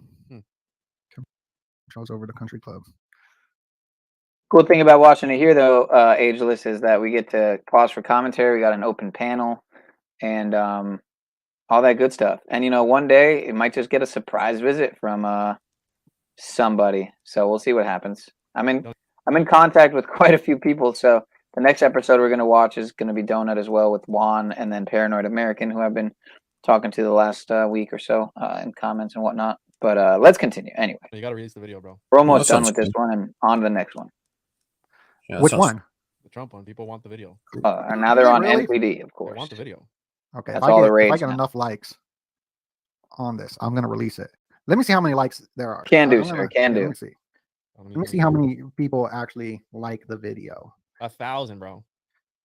We got 1,000 likes. Okay, we got that. Are they real likes though? Probably, maybe, some bots, but who knows? 1,000 likes, but we got 1,600 people up in here. So let's get that other 600 to like this video, and then I'll drop the video I don't want to release. Oof. Is Trump a chaos magician? Which will... He's a memetic magician, 100%. Yeah, it's about me, Matic. It's not a diss or anything. It's not, you know what I mean? But we can see that the left and the right through document. When did I have New York Patriot in here? Oh, you mean Occult Rejects? Yeah, he's been in here quite often. I haven't seen him in a little bit, but shout out to him. That we're not allowed to see, but we did see him. The WikiLeaks documents of the spirit cooking that was taking place on the left. It's interesting stuff. It's interesting. It's interesting. Well, I thank you, Ageless. That means quite a lot. I appreciate you. Yeah, dude. So I think that I'm looking forward to that movie. I think appreciate you being here, Ageless. Yeah, I've been how that waiting plays for a it. role. Have you been having any weird dreams lately? Do you have any paranormal experiences, Donut? Yeah, I can have paranormal experiences left and right. Yeah, I mean, I shadow people, ghosts. Chan doesn't count. Chan sees them too. And Chan's gonna eat me. He just stares at me. He's gonna eat my eyeballs out. No, Chan's a good boy. He's a good boy. Do you have any paranormal experiences? No, nothing too crazy, other than like the peripheral shadow people. And then I used to have sleep paralysis a lot when I was probably a year and a half ago. I used to get it almost nightly, but No way. Yeah, I haven't had it in a long time. And it's not like the sleep paralysis where you see the shadow, you know, the Demon wasn't on your chest? No, nothing like that. It was more That's of what like happens. Like multiple people, it happens to. you're talking about shadow people, dude. You know, when I would feel Check these that things out. happen, It's I real. personally, I would invoke the name of Jesus and it would go away. Because I think when you're going down these rabbit holes, Donut, and you're reading a lot of dark literature, how we do, you know, reading about these secret societies and these groups that do heinous things, I think through the literature, things can crawl through. The devil's in the ink type of thing.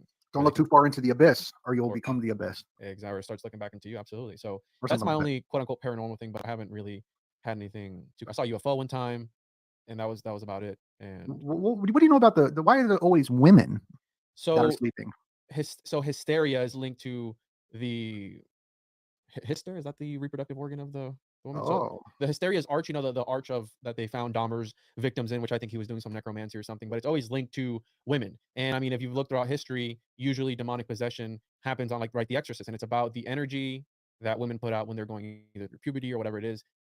I guess entities can attach themselves to that and use that. So that's why you see a lot of, I guess, women in this particular. You bring up a good point, but the arch of hysteria. Let me pull that up. Arch of hysteria is and again, this has to do with Podesta and all these other guys with the statues that they had.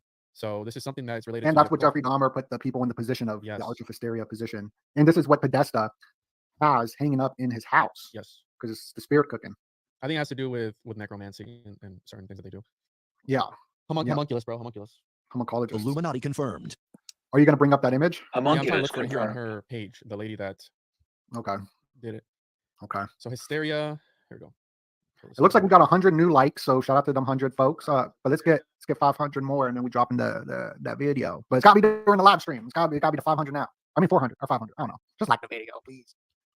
So I have the Wikipedia here pulled up. Hysteria is a term used colloquially to mean ungovernable emotional excess and can refer to a temporary state of mind or emotion. In the 19th century, female hysteria was considered. Yeah, that was like that's some like sexist stuff I heard where like the doctors were giving them. I'm not gonna say it. Too. I mean, are you serious? Yeah, bro. I mean, think about it. Like a lot of things in history have been blamed on demonic entities, and it could have been some sort of mental disorder, right? Some sort of mental health type of thing, a breakdown of some sort. But they don't know any better, so it's like, oh, here's my favorite. Here's a woman that lives in the woods by herself, and she has a cat. That's a familiar. That she's a witch. So we're gonna unalive her at the stake, and we're gonna burn her. You know what I'm saying? So it's like that sort of ideology has been around for a long time. So this hysteria thing has been linked to women. So it is assumed that the basis for diagnosis operated on the belief that women are predisposed to mental and behavioral conditions and interpretation of sex-related differences and stress responses. Now, you got Sigmund Freud in here. You have this other guy here. But yeah, the arch of hysteria is linked to this, and it's got some more occult connotations. Yeah, but like Project Cheney saying here too, it goes into some like sexist, like perv stuff. Yeah, I mean, I wouldn't put that out either. I've seen some videos on the subject and the topic, and I've seen the documentaries. But it's interesting that they have that in how you said the Podesta, the Dahmer thing, and there is an occult connection to Dahmer because he was trying to build an altar at one point that he never finished. He was collecting skulls for his altar that he never finished, and he had like a diagram of it. They showed it in court. So what if I think that these guys might have been take that one off, Donna. There's some stuff on there. There's some guys in these serial killers essentially that could have been, in my opinion, government assets of some kind, and that's why they would go unnoticed for so long. Well, yeah. The FBI has investigated the FBI and it's determined that it's done nothing wrong, right? Well, I wonder if this name Lana Del Rey is connected to Charles Manson and Charles Lee Ray. Charles Lee Ray is Chucky. His name is Charles Lee Ray. Homunculus, bro. I just learned that Chucky's a homunculus because he did a ritual to get his spirit into a doll. That came up on a podcast I did the other day. Shout out to the Strange Road podcast. They're like, oh, that's Dumbala. Yeah, Chucky did a ritual and put his spirit into a doll, and I was like, wait, what? Here, let me get the homunculus confirmed. Hold up. Gotcha. Dembala. Homunculus confirmed. So, yeah, I'm a big Chucky fan, big Child's Play fan, big Good Guys fan, big Grave Diggers fan, big Bushwick Bill fan. But Chucky was Charles Lee Ray, so maybe there's a connection to Lana Del Rey there. It was named after 3 serial killers. And this is where voodoo zombies are stemming from. So the newest episode is about Dumbala, who he transfers his soul like a homunculus into the doll. But the god, Dembala, is mad at Chucky because of Christian magic. So Chucky starts aging, and the only way for him to not age is to appease his god Dembala by doing some sort of sacrifice to him. So what he does is he posts up at the White House, and he's like, his thinking is the White House has caused so much bloodshed that he's going to start doing stuff there, and then they go in the underground tunnels in the White House. But I don't know. There's a TV show on Chucky. Yeah, it's on season 3 now, I believe.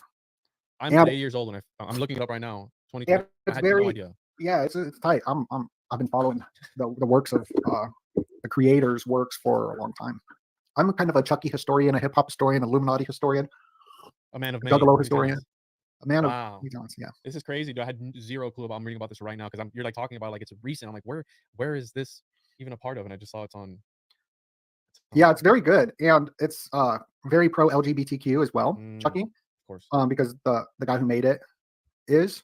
So they were coming out with some stuff way before the woke community was. You could catch that at Chucky. But there's a couple of Chucky films that are terrible, but it's only terrible because it's not connected to the original creator. Yeah. And my mom didn't really let me watch a lot of scary movies growing up because she believed that it was like a gateway. I do think that some. What was your first film that you saw, or the cover? Because for Chucky, it was the cover that scared me at Blockbuster. The first film of Chucky that I saw? No, the first film that scared the crap out of you. Either the film or the idea or the poster or the cover. It was it Hannibal Lecter? One of the Hannibal Lecter movies. I think it was 2001 Hannibal. That was one of the first movies that freaked me out. And if you look at the cover to that, I mean, that's pretty. All right, yeah, that movie is fucked. I'm not gonna lie. That was a sick movie. It was a sick movie. It was yeah. Shout out to Anthony Hopkins. I wonder if Anthony Hopkins is connected to the Event 201. John Hopkins. I wouldn't doubt it. But he's a lot of these guys are homunculi, bro. Prove me wrong. They're all homunculus. Yeah, that movie was sick. Yeah, dude. I mean, and like, dude, like we're watching these clips of you talking about like clones and all these things, 3 years ago, and it's more relevant now than it's ever been. So it just comes to show you that they really haven't changed. They haven't really changed up their. Well, we should look into this painting right William here. Blake. Yeah, that's William Blake. Shout out to William Blake. I actually haven't done a deep dive into William Blake. William Blake was tight. So it should be. Yeah, we could do an episode on that.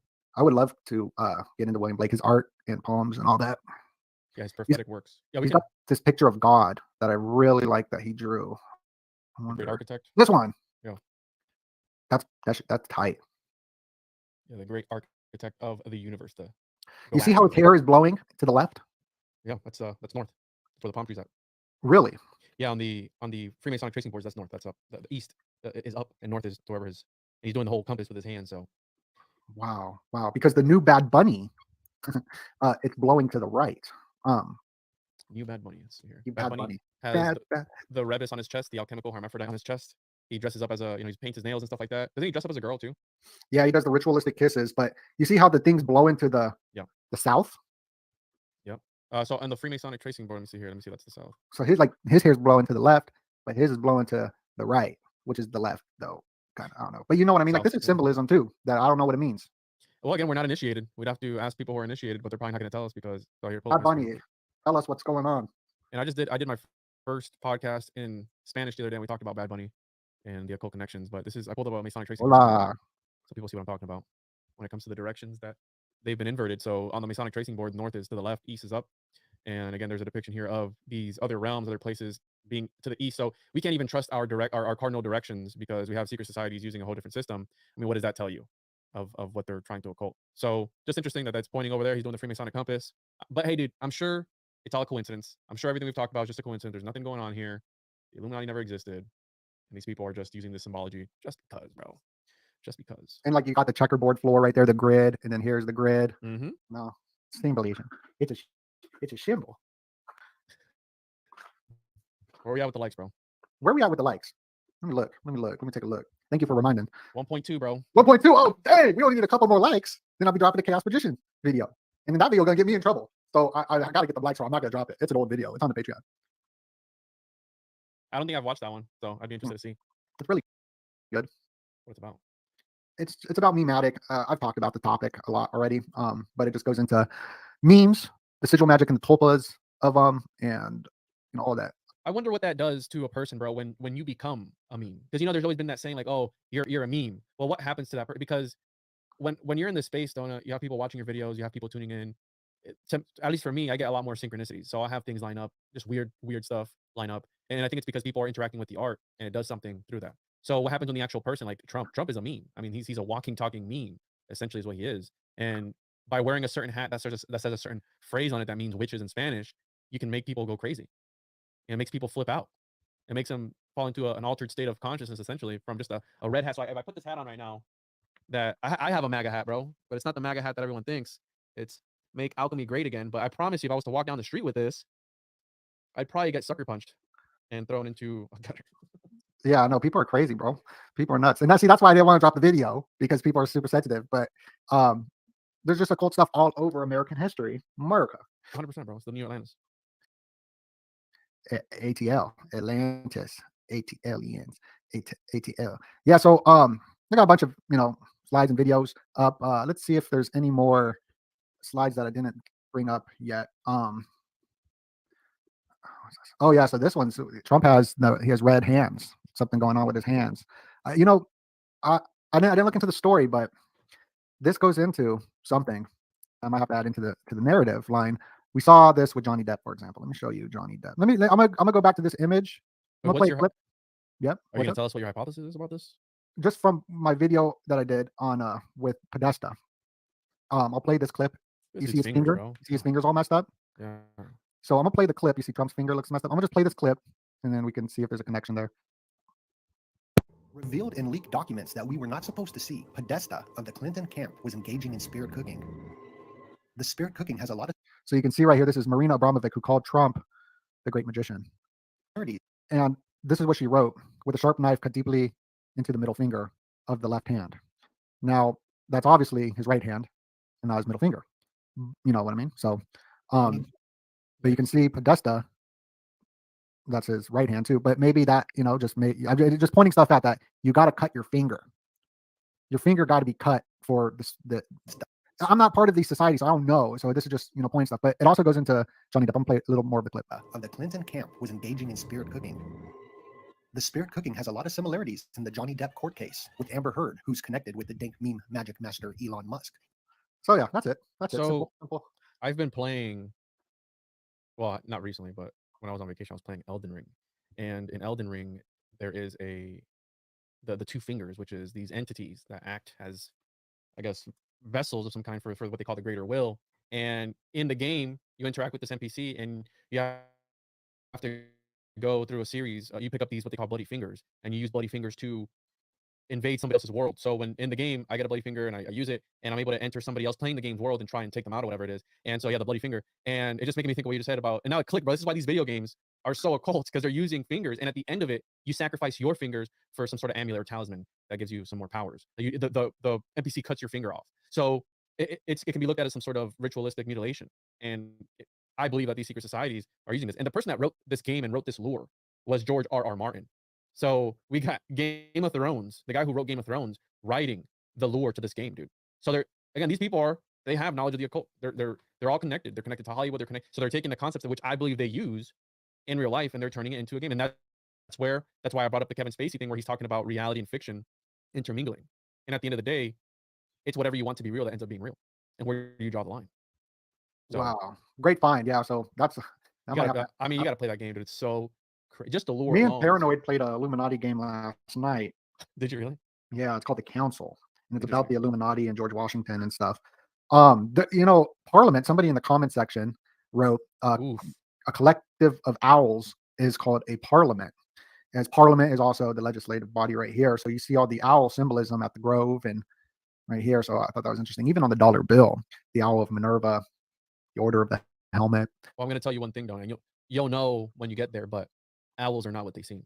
I'm just What going do to you leave it with that. You got to find out, bro. Once you get there, you'll know. But owls are not what they seem. Are they humans? I can't spoil it for you, dude. Are they fake and gray? Something like that, dude. You'll find out when you get there. Yeah, owls are weird. Owls are like the cat version of birds. I've heard they're birds with cat software. So their wings are like supersonic. They're super quiet the way that they die. They can literally see in the dark and like catch prey in the dark. They're wild. They're essentially. I did an episode with this guy, Mike Clellan, and he writes about how owls are essentially aliens and how owls are seen before certain abductions happen and all this. I did an episode. Bro, I know it's true though. It's true though. I know that for sure. I feel like the animals speak to us, or they're like programmed in the simulation. Just because Chan speaks to you doesn't mean that all animals speak, bro. Okay? Man, sometimes Chan turns into a big human, and he talks to me, and he's like, "You better be nicer to me." I swear, he'd be turning. So creepy, dude.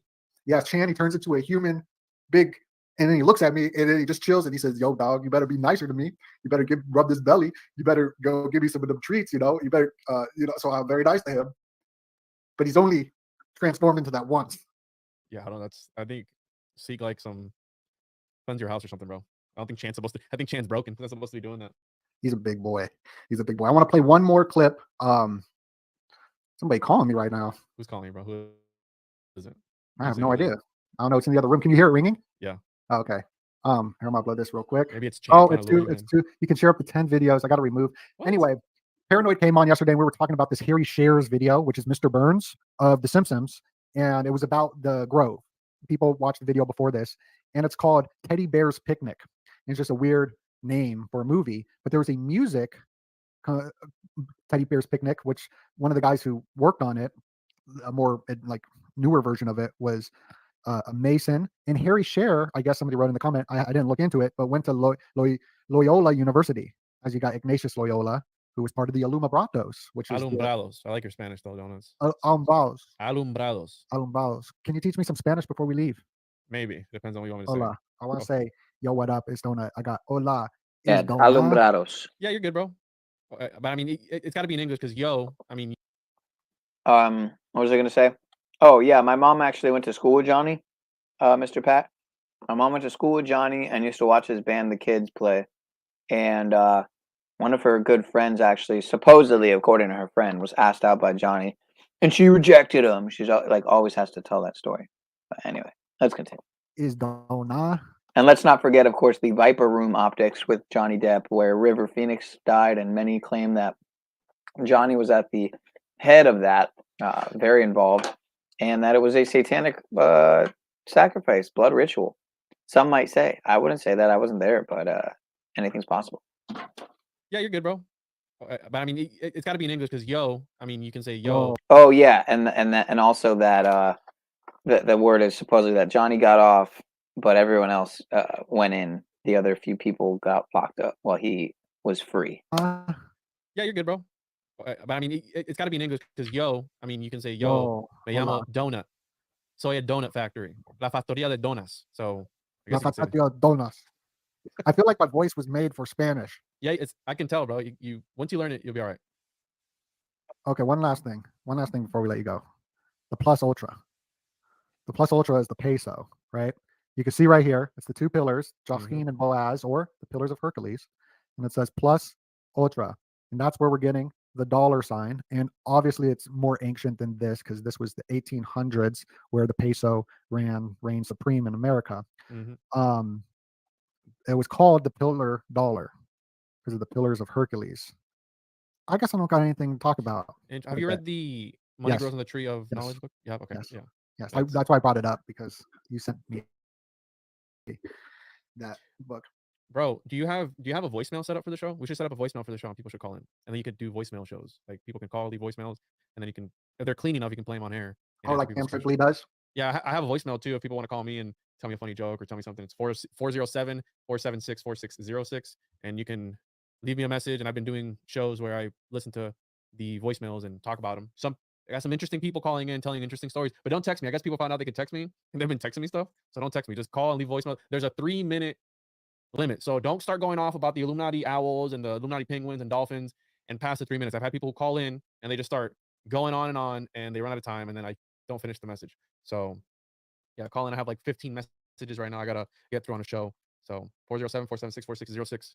And yeah, dude. I think that's a dope idea. Yeah, I would like to do that. I'm gonna set up a voicemail so you can call in and then I could play it because agent provocateurs will come on and say words to remove us. But thank you so much.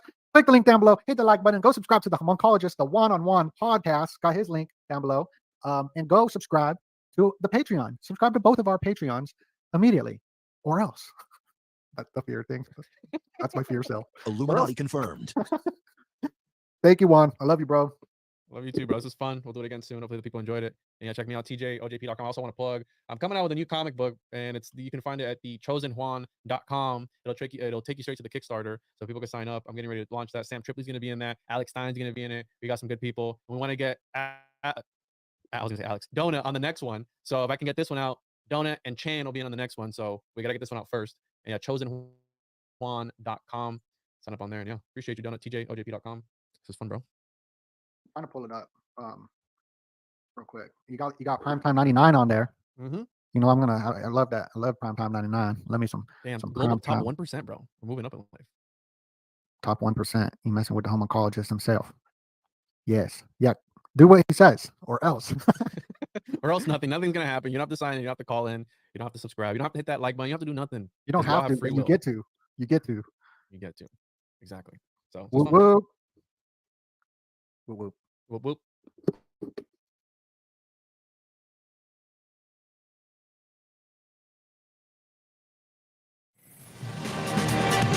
All right. No. The World Economic. We don't need that yet. So that was evidence of ritualistic happenings. And we're going to move on to the next video, which is Trump a chaos magician? So I don't know why it skipped to that, but you know what? It's all good because I kind of wanted a musical interlude anyway, before we get to the next one. And then I was going to potentially get to a little bit of slave news as well. Just a few stories. Nothing too exciting. Elon Musk visits Auschwitz after uproar over anti-Sem on X. Donald Trump defamation trial paused after CV19 scare. Woman arrested after $2,500 stolen in Stanley Cups found in her car. Very strange story. U.S. and UK conduct new airstrikes on Houthi militias in Yemen, and authorities search for suspect in killing of 8 people in suburban Chicago. But first, Oh, what is this one? I haven't seen this one. WEF elites launch broadside at free speech in the name of protecting science. It's good stuff. Got to protect the science, folks. Got to believe the science. Got to trust the experts. Not be a dangerous conspiracy theorist. And yeah, it's pretty much it. I mean, it's not that much. It's not asking too much. Hey Nubs, is Trump a chaos magician?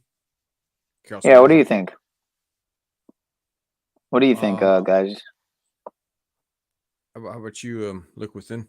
Is Trump a chaos magician? Chaos magic. That is. That is the question of the night. That is the question of the night, sir. I would say the order out of chaos magician. The Ordo Ab Chao wizard, some might say. The MAGA King. You know, I think I've heard this one. We might have actually listened to this one last night, but I don't remember for sure. So we're going to listen to the MAGA King.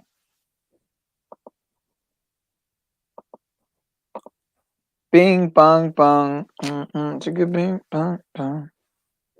You can't lie. That one was catchy. Don't lie. You guys love it. Shout out to Remix Bros. Can't get enough. So fucking catchy. Exactly. We get to. Hashtag we get to. Let's get it. Look at this, Ageless. Look at this.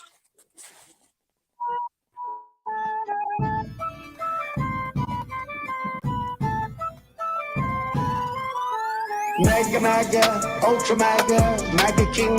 We gotta stop the MAGA King. I'm the MAGA King. Mega, MAGA, Ultra MAGA, MAGA King. Get the FBI loaded up. I'm the MAGA King. I had a great relationship with President Cheese, now president for life. I call him King. He says, no, I am not King. I'm the MAGA King. You know what MAGA stands for? Make America Great Again. Unfortunately, we have so many bad things happening to our country. We can't celebrate until we start winning. 22, which is a few days. We're going to win in 24. We're taking back that beautiful house. I'm the MAGA King. These guys come at you left and right on such bullshit. You've never seen anything like it. And essentially, they don't want to say this, but they said Trump was 100% right. The election was rigged and stolen, and we're not going to let it happen again. Mega, MAGA, Ultra MAGA, MAGA King.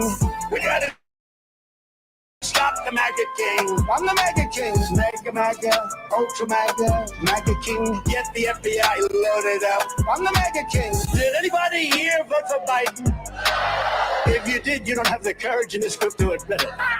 We're long gone from socialism. We're into communism. The only thing they do well is misinformation. It was Russia, Russia, Russia. Ukraine, Ukraine, Ukraine. And then the Mueller witch hunt where the conclusion was no collusion. Do you think Biden could say that? The conclusion was no collusion. You think Biden's going to get that? Come on, he violated a document. He's violated. Every other president takes their documents. I'm the only one. I can't have a document, but everyone else, they got them all over the place. They have them in Chinese restaurants and bowling alleys. You know that, right? But it's okay for them, but not for Trump. Mega, MAGA, Ultra MAGA, MAGA King.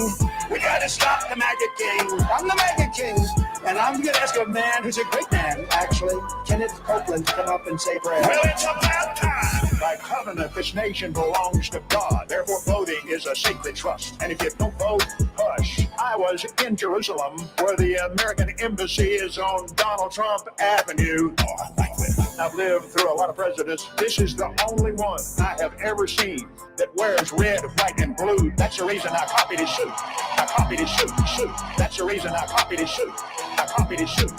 Our first president opened his Bible at the 17th chapter of Genesis, and he bowed his knee, and he said, I'm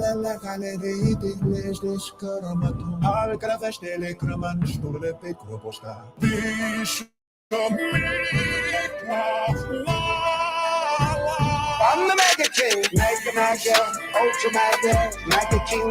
We got to stop the MAGA King. I'm the MAGA King. Mega, MAGA, Ultra MAGA, MAGA King. Get the FBI loaded up. I'm the MAGA King.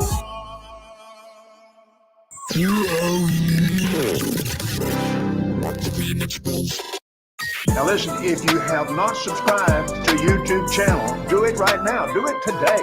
And all you have to do is click the big red subscribe button. Woo!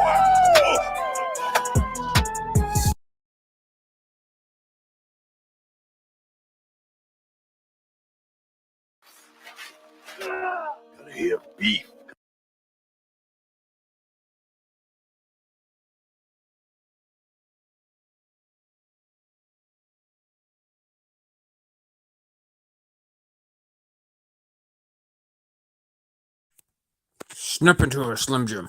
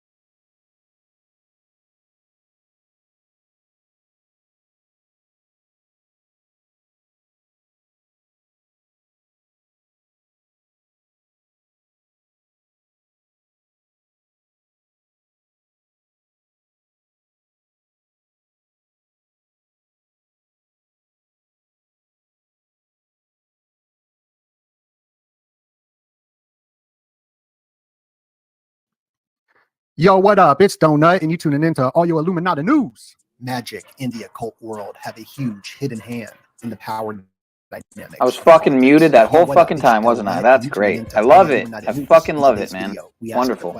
Is Trump a Fantastic. chaos magician? Fucking incredible. Yeah, is Trump a chaos magician? Total. Oh, we lost Donut right off the bat. I don't know. Is he Donut? Well, wasn't expecting this. What the heck was that all about? What the? We Bro, you breaking the internet. disconnected. Make sure. Your mic disconnected, bro. You're coming out the wrong mic. Okay, 1 second. That was crazy, bro. What is that? Crazy. I'm All right, scared, yo, Donut. okay. Let's break the internet here. Let me do that again. Yo, what up? It's Donut, and you tune into all your Illuminati news. We are here with the homuncologist himself, the one-on-one podcast, going over a wild, fascinating topic on meme magic. Memes. I mean, this gets deep into the occult, into science, and really deep. Yeah, that was wild. Play the video, you coward. Yeah, so this video is going to be a live stream on the topic. I made a video over on the Patreon about like a year or two ago, and there's so much more information to play on this topic. So obviously what we're going to be talking about today can relate to anyone, and not just Trump, but any politician, any actor, any celebrity, anyone can really use this. And we're going to be drawing from this book that I had sent Donut R. Kirk Packwood, Mimetic Magic. I'm getting some feedback, Donut. You got your, dude, this is having technical difficulties. Is it Chan? Is Chan to blame? I don't know. It's playing. I don't know. So for those that want to read more about it, the nitty gritty, they can check this book out. You can find it online. It's free. Mimetic Magic, Manipulation of the Root Social Matrix and the Fabric of Reality. Now it's kind of fluffed up, and we're going to break down what all these things are. And everyone knows what a meme is. We've all have been exposed to it. And we're going to paint a picture as to, in my opinion, Donut, how this might be a sort of evolution of a magical system and how it might be, I believe. What are your thoughts, Donut? What do you actually think is going on? Like all videos and everything aside, what does Donut think is actually happening when it comes to these celebrities, these occult rituals? Like what are your true thoughts of like, this is what's happening? Like straight to the point. I think there's a lot going on that we don't know about. And this book right here that you just brought up, you sent to me, the Mimetic Magic, Manipulation of the Root Social Matrix and the Fabric of Reality. This was published in 2002. So it was written probably in the 90s. And a lot of the stuff it talks about with meme magic can be traced back to Terence McKenna, the Rockefellers, Timothy Leary. And the deeper you dive back, it goes into some shaman stuff as well. The shamans are where the memes are coming from. And I just want to get the definition and the etymology of meme out of the way, because everyone thinks of a meme, they think of an internet meme, which is the pictures with the words, and they usually invoke a certain type of feeling. It can either make you laugh. It's very relatable, right? Straight to the point, very relatable. It's funny. And you brought up that thing that everyone collects them. Or you have what they call meme checkpoints whenever you're on social media. It's like, stop right now and show us your most recent meme. So they're essentially, and you think about it, dude, when it goes viral, it's insinuating that it's like a virus of some sort, an infection of some sort, right? Like this viral phenomenon. It's kind of bizarre. But a meme is what everyone knows it as right now, is an amusing or interesting item, such as a caption, picture, or video, or genre of items that is spread widely online, especially through social media. We have the grumpy cat meme. We have various different memes. That's an internet meme. The actual term meme, which was, I'll bring up who came up with it here in a second, is an idea, behavior, style, or usage that spreads from person to person within a culture. So essentially, it is information, and memes spread throughout culture. They can even create culture. So right there, a meme is a basic element of sociocultural language or thought, which writes the programs producing the framework of the mind or the subconscious. So at its core, that's alchemy right there, bro, where you are purifying something to its smallest form. So you can take culture and you can purify it all the way down to a meme, which makes the bigger picture. And that's alchemy, because you're taking and you're projecting something from lead to gold, or you can break it down from gold, and everything is composed of atoms essentially. So you're able to break it back down. And the people who understand this, that culture can be broken down into individual units. Happy birthday, Donut, by the way, bro. I completely forgot that it was your birthday, dude. Yeah. So happy birthday to you. Yeah, but the people who are able to manipulate these memes, these structures, those are the mimetic magicians. And that is mimetic warfare, mimetic magic, whatever you want to call it. And those are the people we're going to be talking about today. We're going to be giving some of the physics as to why that is, how that works. And I'm going to be bringing in some square magic, some sigil magic. We got some sympathetic magic, alchemy, all that good stuff. Right. So like the beginning of this book that you sent me, it really highlights how this goes back to the shamans. The first chapter is shamanism and mimetics. Am I saying that right? Mimetics? Mimetics. Mimetics. You're doing a good job on it. Yeah, thank you very much. Yeah, I started off with a rusty start, so make sure you smash that like button and share this video out. We got a big presentation for you today because this is super deep. And no, this I like to start off saying no, this isn't some leftist Trump derangement syndrome video. This is actually looking into mimetic magic. And as America is a republic, first off, it was started as a republic, and democracy is demo, which is the mob rule. So there's a lot of confusion with words in our society. But who is really winning, I guess it's a 50-50 battle with the mimetic wars going on now for ideas and ideals. But you sending me this book, Mimetic Magic, it's starting off with the importance of shamans, right? You got this shaman who was escorted to take these pictures by the police. He was escorted for a reason. And then you have a shaman at Davos right now doing a ritual. So all the shaman stuff's popping up. Marina Abramovic as well called Trump the greatest magician because shamans told her this. I'm going to play these 2 clips real quick to start it off. Yes, very wild stuff. There is a group of shamans there who do something called collective dreaming in solitude for a long time. The shaman told me that actually the best thing happening in this planet right now is for Trump to be the president. I said, how is this possible? Is the best thing to happen?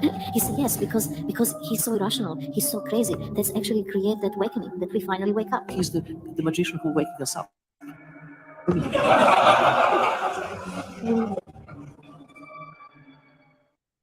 Oh man, I'm gonna keep it going. I'm gonna keep it going. Smash that like button. Can you pray for me after watching that? What's up? Can you pray for me after watching that? Whatever that lady was, she's a demon, dude. Right. So that was Marina Abramovic saying she spoke with shamans. And now here's a shaman at Davos. Why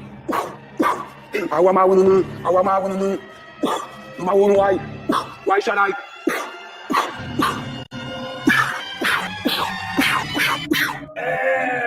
He was the most notorious insurrectionist at the Capitol, the QAnon shaman. Effectively being led through the halls of the Capitol for the QAnon shaman to then take those famous photos. The tape show, the Capitol Police, they helped him. So we can't hide the fact that shamanism plays a big role, especially with this book that you sent me. Now, memes are coming from shamans. So what shamans did, and I'm not dissing shamans at all, this is where memes are coming from. So a shaman, from my understanding of reading this book, what they would do is they go out in isolation in a spirit animal, like a frog, like a Pepe frog. Let's play that clip one more time.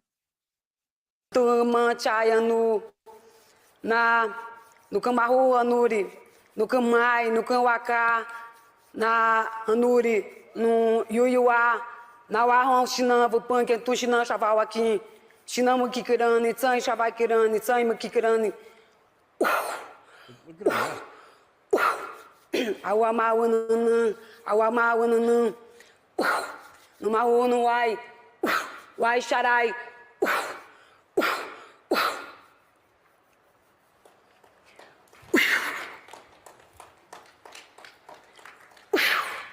Right. Exactly. Look at that. Mm-hmm. Look at that. Right. Oosh, oosh. Yep. Why is she wearing a mask, Adrian? I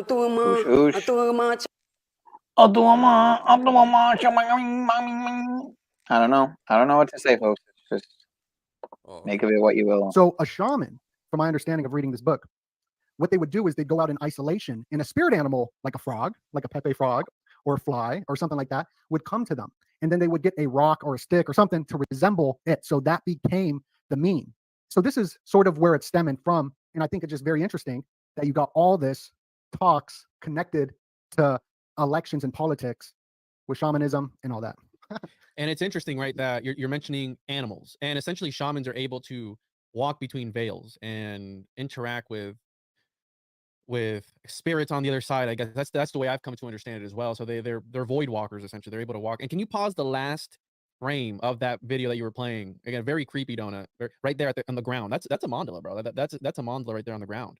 I mean, and millions of people, as Fox playing this, millions of people were looking at this, and we'll get into what mandalas are able to do here in a little bit. But they're able to look between veils, go into other dimensions, interact with spirits. And animals is an interesting one because, bro, the animals have been playing a role since the very beginning. I mean, if you look at the story of the Garden of Eden, you have the snake, and sometimes you have the eagle, right? So we're talking about ideas being revealed, and essentially it's been about knowledge and that sacred knowledge since the very beginning, right? So you have the animals, and what does Alex Jones always talk about? Let me play this clip here. Alex Jones always talks about I don't like them putting chemicals in the water. They turn the friggin' frogs gay. the frogs. Okay, the first set of magic squares, which we'll get into the evolution of magic squares, was revealed to the emperor on the back of a sea turtle. So we have this idea of animals again presenting these ideas to people, which they later take and they evolve into magical systems. Now, because animals are seen as some sort of guiding spirits, if you will. And again, this is according to the lore and what we've been reading the literature. But it's interesting that we have, what is it? Is it Pepe the frog or is it Keck the frog? Are you familiar? Now you brought up the frog, I want to kind of connect this real quick to the right, right? The right is known to have the frog. And then you got the left, who does the spirit cooking, all the that's the documents and whatnot, Marina Abramovic. And Marina Abramovic was doing these rituals with Lady Gaga, who opened up the ceremony for the inauguration for Joe Biden. So you definitely got some deep occult magic happening on both sides. Now, the frog, you brought up Alex Jones with the frog, turning the frogs sus. It's not just Alex. You even got Jordan Peterson, right, is known as Kermit the Frog, which is a frog meme as well. So there's so much connections to the frog. And what I'd like to point out is that on these Wikipedia sites, they're calling it synchronicities, but Pepe would be Keck in mythology, which is primordial darkness, also known as Keku, which is symbolized as chaos. So it's a chaos. So, is this a chaos magician, chaos theory? Terrence McKenna, who predicted these memes, I mean, he looks like a frog, and he was doing the studies, you know what I mean? But I mean, there's also a weird connection of synchronicities with frogs, turning them sus, so they can't reproduce, I guess. I don't really know how that goes. But this was such a huge internet meme, but that's sort of happening now. Childless future. Birth rates are plunging as millennials decide against being parents. Well, this is happening because of the ideals and the culture war that we are currently in. So I'm not saying that this is a bad thing that we got, these frogs out here, because there is a culture war happening, and it is used through the memes. Right now, men are becoming less fertile, right?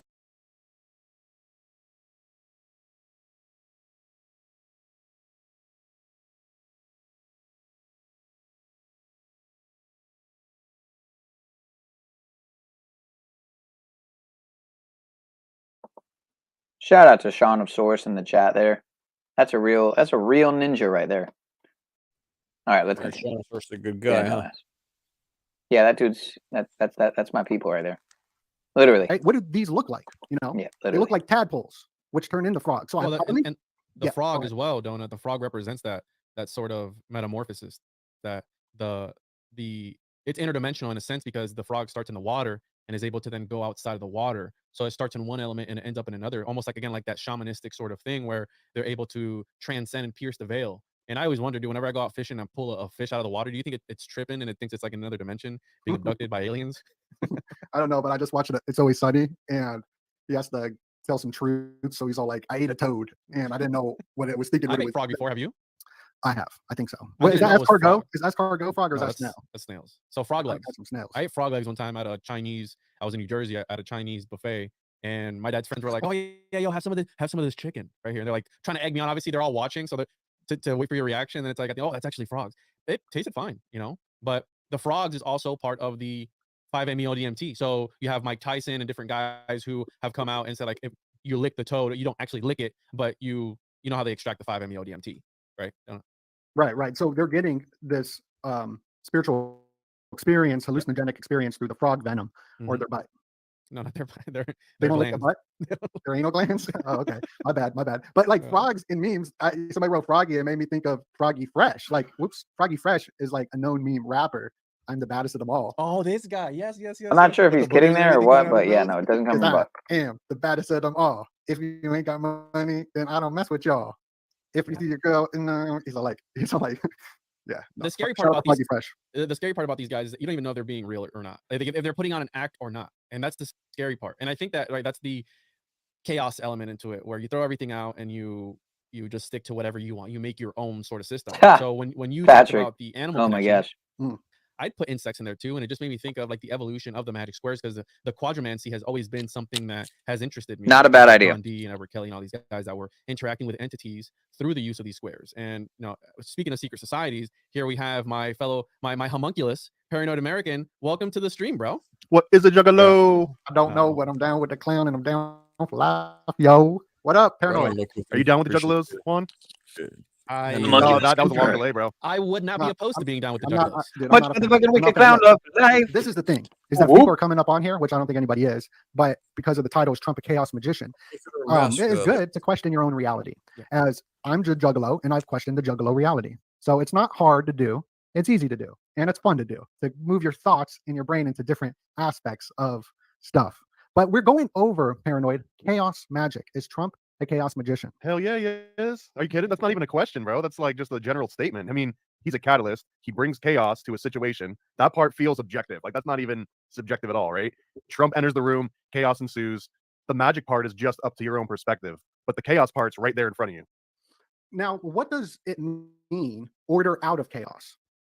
So this, I mean, I'm the resident Freemason, so take it with a grain of salt. Hold on, I got you. Illuminati confirmed. There we go. Okay. Homunculus confirmed. There we go. Just play them all. Just hit. So confirmed. The actual phrase "order out of chaos," as it comes from the Scottish Rite Freemasonry in particular, that phrase, as I've understood it, basically means that before Albert Pike came in and sort of standardized Scottish Rite, it was an absolute, super show. I don't know what channels we're streaming live to, but it was an absolute clown show. Yes. Okay, it was a total clown show. And it was essentially like anyone that wanted to just say that they were bestowing degrees on people, they could just confer degrees. And they would go door to door. They'd knock on people's houses. I think we've gone into this before. And they would be like, oh, what's that? Juan just came by and he said that he's got 17 degrees. Well, we got 18 degrees and we're 50 cents less. And like, it was legitimately that bad, like door to door vacuum salesman style. And it got so bad that Albert Pike. Thank you, brother. I love that's where that phrase comes from, order out of chaos. And that, like, the Scottish Rite Freemasonry was just absolute chaos. And then Albert Pike came in and he gave order to it. Now, I already understand the other interpretations that like Freemasons cause chaos and therefore create their own order out of it, which is of something that predates a lot of this, I think. Like we're talking Hegelian dialectic.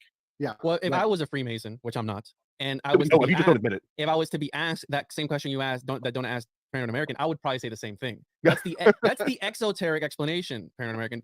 Can you tell us the true definition? But don't look, he's taking a sip. He's taking a sip of whatever that is. Hold on. Yeah. No. Well, so I'm happy that we're getting into this because it goes into what we've been studying, where it is about thoughts in the mind affecting reality. So chaos magic goes into the mental plane, the spiritual realm in a sense, which I believe in these 14 phenomenons that happen.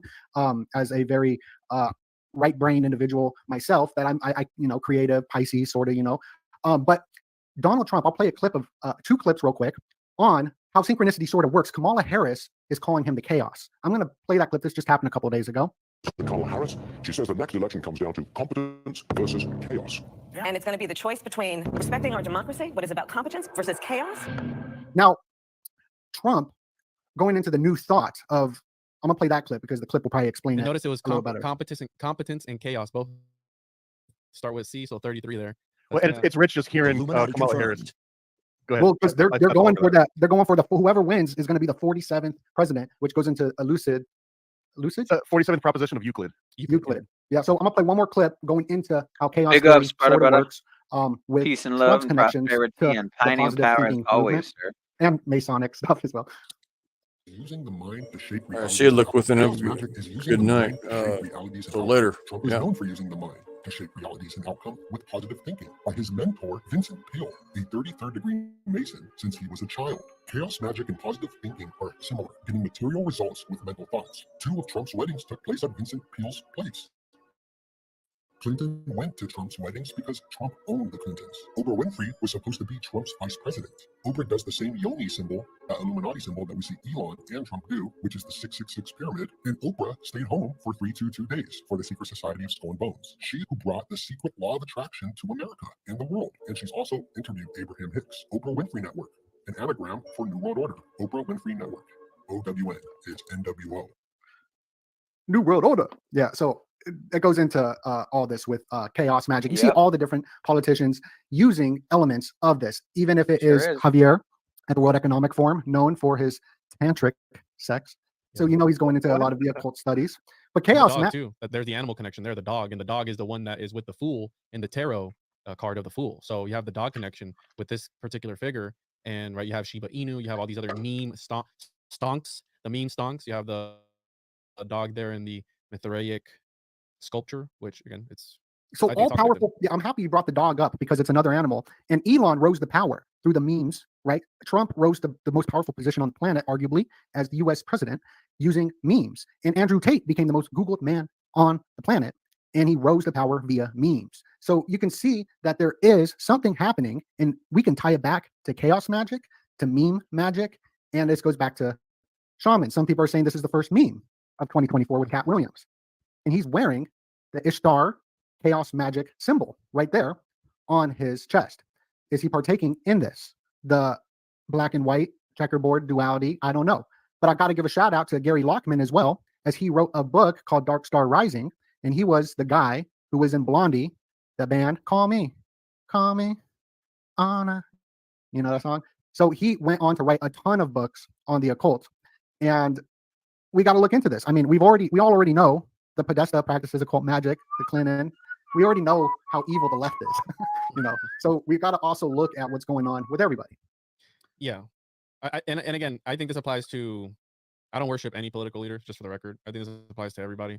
So, and I think it's about the manipulation. So mimetic occultism is propaganda that speaks to the soul, that goes much deeper. And the actual memes themselves are used as some sort of weapons, if you will, for both sides and for anything really, because they're relatable, they're Be funny, swell, and they are family. easily Be spread. swell. So somebody takes it, post, and sometimes you see videos that are memes or pictures where they've been screenshotted so many times that you can see the quality go down from how many times it's been screenshotted. You know, so like you're stealing people's memes and you just that's how you know the vintage, bro. That's how you tell, like. Yeah. Well, so, even like how successful the right is with their memes, that the left, there's more witches now. Trump's presidency has spawned a new generation of witches. So there's something going on where the lunatic far left is resulting on how can we save this? Woo, you know, this is what they're leaning on. It's being pushed. World War meme. We can see how effective it is too. Wow. I definitely think meme magic is real, and that these memes, they're incredibly powerful, which is also one of the reasons why they're being like struck down. And that's why like all the 4chan things essentially get rebranded as, you know, blatant racism or worse. And it's because they want to just, you know, squash this immediately. Like anytime someone starts making a funny meme, it immediately becomes like an offensive thing, almost like a hate speech becomes the narrative to squash it, because they're funny, they're hilarious, and it's almost impossible to debate against something that's funny unless you say it's unacceptable speech, and then you can start to like brush it under the rug. Yeah, and I like to remind everybody, we're almost pushing 2,000 people watching. We're streaming all over. Make sure to smash that like button and share the video out. And I want to say too, happy birthday, Paranoid American. I forgot to wish you a happy birthday. And also, is it your birthday? Yeah, it's Paranoid American's birthday today. Happy birthday, birthday, bro. bro. This is my 4th birthday of the month, actually, so I appreciate it. Happy birthday. We're getting ready to launch our second. I'm going to plug something real quick. We're getting ready to launch our second Chosen Juan comic book. I don't know if you can pull up my screen here so I can show the people. What was that? Those were lips, but not the type of lips that you think. Okay, I promise. Okay. That was the guys from Nephilim Desk. But you can go to chosenjuan.com and you can sign up for the Kickstarter. This is gonna have Alex Stein, who might make an appearance tonight. Who knows? Pimp on a blimp. Pimp on a blimp. Yeah. He might be joining us tonight. Yes. Yeah, we got Pimp on a Blimp all up in here. So we got Sam Tripley, Johnny XG, got the Podfather, and if we pump this one out and move on to issue 3, we can put Donut, and we can make Donut like an actual donut who has a cat as like, you know, like the typical villain that, you know, pets his cat as the, you know. So I think that'd be cool. I mean, that's the goal, man. The more of these issues that we can knock out, the more people that we can get included, and the more adventures that they can all go on. Like Donut's just waiting on the sidelines. He's on bench. He's ready to get into the game. We just need to get this issue out. Yeah, go get that issue. How so? Would people go to the link and it's like a Kickstarter, so you Right. order You it. go, and you go to get it? chosenone.com. It'll bring you to this Kickstarter for right now. If you're watching this in the future, then this will redirect where you can just buy it after it's been released. But right now, if you've never used Kickstarter before, you just click on notify and you sign up. It's a free website, and it's essentially made to help people fund their comic projects and game projects and everything. So you go here, you sign up, and right where it says 110 followers, we see that number go up a little tick. And basically, we're going to be launching this in maybe a week or two. We haven't figured the exact date out. The more people that sign up, that means like we can go bigger and better. And anyone that does sign up, they're going to get an early link that maybe we throw in some cool donut merch or something. I don't know what we do, but for anyone that signs Shout up, out to you get the Mimi first in the notification, chat over there. you'll be I able was to get talking first to dibs her. at whatever cool stuff we've got for the early birds. So there's a huge incentive to get in this. People are calling me Illuminati because I have this here, bro. So I don't know. Oh, yeah. I guess I'm Well- Illuminati confirmed. Uh-oh. Yeah, yeah. Well, you know what? Also, since we shamelessly plug in, if you go down to my Patreon, well, if you go down to the Patreon, You're welcome, Mustard. me and Welcome. Paranoid America and Juan hopefully will join us. We're going to break down Teddy Bear's Picnic this week. Yeah, hopefully. thumbs up to you, On, too, brother. Bohemian Grove. It's a movie making fun of it. But let's Let get me show back. you Let's get back into the meme stuff. I Let's got we some lose slides, people. bro. Yeah, Let me let's. So these are magic squares, and this relates, in my opinion, to the meme, the evolution of magical systems, because magic squares have roots all the way back to 650 BC. It started in China, allegedly. From there, it spread over to the Iraq area because they were trading back and forth. So you have an evolution here of the magic square. At first, it started off with numbers, essentially at first, and then they started to incorporate letters, letterism, and then you have a combination of both. So I have here some examples. This is the first one that was allegedly presented to Lu Shu on the back of a turtle shell. And they would take those and they use it as divinatory. So again, we have this animal aspect of it. We have this one in India, this one from the 16th century. And then we move on here and we have Trithemius, whom inspired John Dee. And we have the Enochian system, which is very important because almost any of the secret societies that you know and love, Golden Dawn, OTO, Rosicrucians, all these guys use a form of Enochian. And they took this system, which John Dee took inspiration from Trithemius in the 15th century, from his Stenographia. Shout out to Dark Journalist. Shout out. And he made his own grid magic. Now, the interesting part about this is we brought up the 5-MeO DMT earlier with the toad. You lick the toad butt, you go into altered states of consciousness. And there's something about the grid and psychedelic experiences. Okay, a lot of people when they take, let me find the button. A lot of people when they take dimethyltryptamine, they look up and they see a grid, they see the matrix, right? You have Andrew Tate talking about, is Andrew Tate the, what's his name? Yeah, he talks about the Matrix, yeah. The Matrix. He kind of sort of looks like the guy in the Matrix, the one that's eating the steak, where he's like, ignorance is bliss. So we have this weird He was connection. released the day the Matrix was released. No. Really? Yeah, I'll show the slides after this. man. Yeah. So I'm pretty sure the dude's name was Cyrus, just for the trivia fans out there. Yes. I think I had somebody named Cyrus in my chat earlier, actually, so that's kind of weird. But we have these tables that were revealed to John Dee and Edward Kelly from entities on the other side through scrying sessions. Now, this is really interesting because you have the connection of William Burroughs and Geisen, who Geisen was allegedly cursed through square magic, and they believed, and they also use mandalas, which I'll get to here in a second, but they believe that using writing as a sort of gateway for entities to come back and forth. So the square essentially is a microcosm of the macro. Then you insert letters, letterism, and then every one of those letters has a numerical value. So you have the gematria there, and you're able to, again, make talismans. And when you mix this with mandalas is a whole other thing. When you mix this with chaos magic is a simplification of any magical system. They want to throw out the religious aspect of it, and they just want to strip it down to the bare bones and use a belief as the main thing. Well, a meme is essentially that, because you have the square, right? A lot of them are squares. So you have the square magic there. You have the letters, letterism. You have the sigils, right? And you have chromomancy. So you have the colors. You have a whole blend of different magical systems in one. And what a better way. I mean, it's essentially a hyper sigil, which that's where, if mandalas that have been used for thousands of years as vehicles for your consciousness. And we talked about this one with Grant Morrison using hyper sigils in his The Invisibles comic, where whatever he was writing about in his comic on whatever he was doing to a character that was modeled after him was happening to him in real life. Because again, he was a chaos magician. He was practicing magic on his own, and he was manifesting things. He was hacking the matrix, and he shows you how to create these hyper sigils. Would you like me to play that clip real quick? You can play the clip, don't it? They took me to the fifth dimension. And the fifth dimension is outside space and time, and they explained to me what time is all about. The universe we live in is designed to grow larvae. This presentation that Grant Morrison has done, he talks about magic and sigil magic, and he is the creator of the Invisibles. In this presentation, he talks about he was abducted by aliens. These aliens took him, and they were explaining to him how reality works, how time works. Would you like me to continue, or? Yeah, just finish this part up, and then we can move on if you want. They're telling him that the universe that we live in is designed to grow larvae. And they said to me, the universe you live in is a larvae. The way that you can look at time is you are like a huge centipede throughout time. That's such a bizarre thing to say. The occultists. All right. Yeah, that was from Shout out to Illuminati Ani. Worms. Yeah, shout out to Tommy. Illuminati Worms. So, in my opinion, I think that the memes, right? So, a meme is the simplest structure of culture or anything that is able to have an effect on the subconscious mind. And then they took that and they even evolved that. And you have a sort of personification And think about these memes, like this meme, for example, you read it in Morpheus's voice, right? You're transported, speaking of the Matrix, you're transported to the scene where it's like, what have I told you? And all this different stuff. Like you either pick the red pill or the blue pill. So it's taking your consciousness already and it's already transporting it and dropping it off somewhere else. Now, insert any political slogan, anything else, anything you want to spread, and it goes viral as some sort of insinuating, I guess, it's some sort of virus of some sort, you know, like The thought virus is what that book was calling it. And with Andrew Tate, for example, just to bring that up since you brought him up, because I thought this book was fascinating, especially with the rise of Andrew Tate.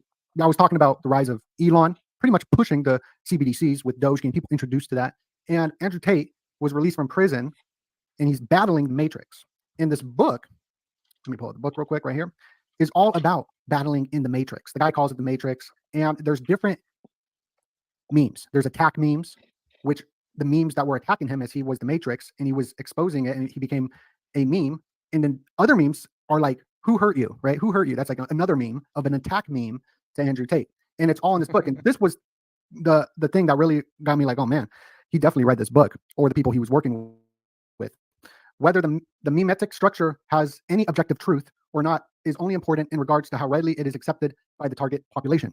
And Andrew Tate, anyone who's watched him says that that's what he was doing. He was just saying objective truths. He was just saying truths, but in a meme way. And half the population couldn't take it, and the other half understood it, which is different matrices that people are in. Now, if you think that, no, people aren't doing this, this is weird, here is the gateway, how did I already forget the name? The gateway process, where the CIA was doing astral traveling. So if you don't believe that this is happening, this parapsychology, these phenomenons, the spirit realm and all that, yeah, I think it's definitely happening. Yeah, and the ideals. Go ahead, Thomas. Well, I wanted to point out this this meme stuff goes over with research on the flatworms that we had gone into on some previous episode. But this guy named Richard Seaman, aka Dick Seaman, that's his real name.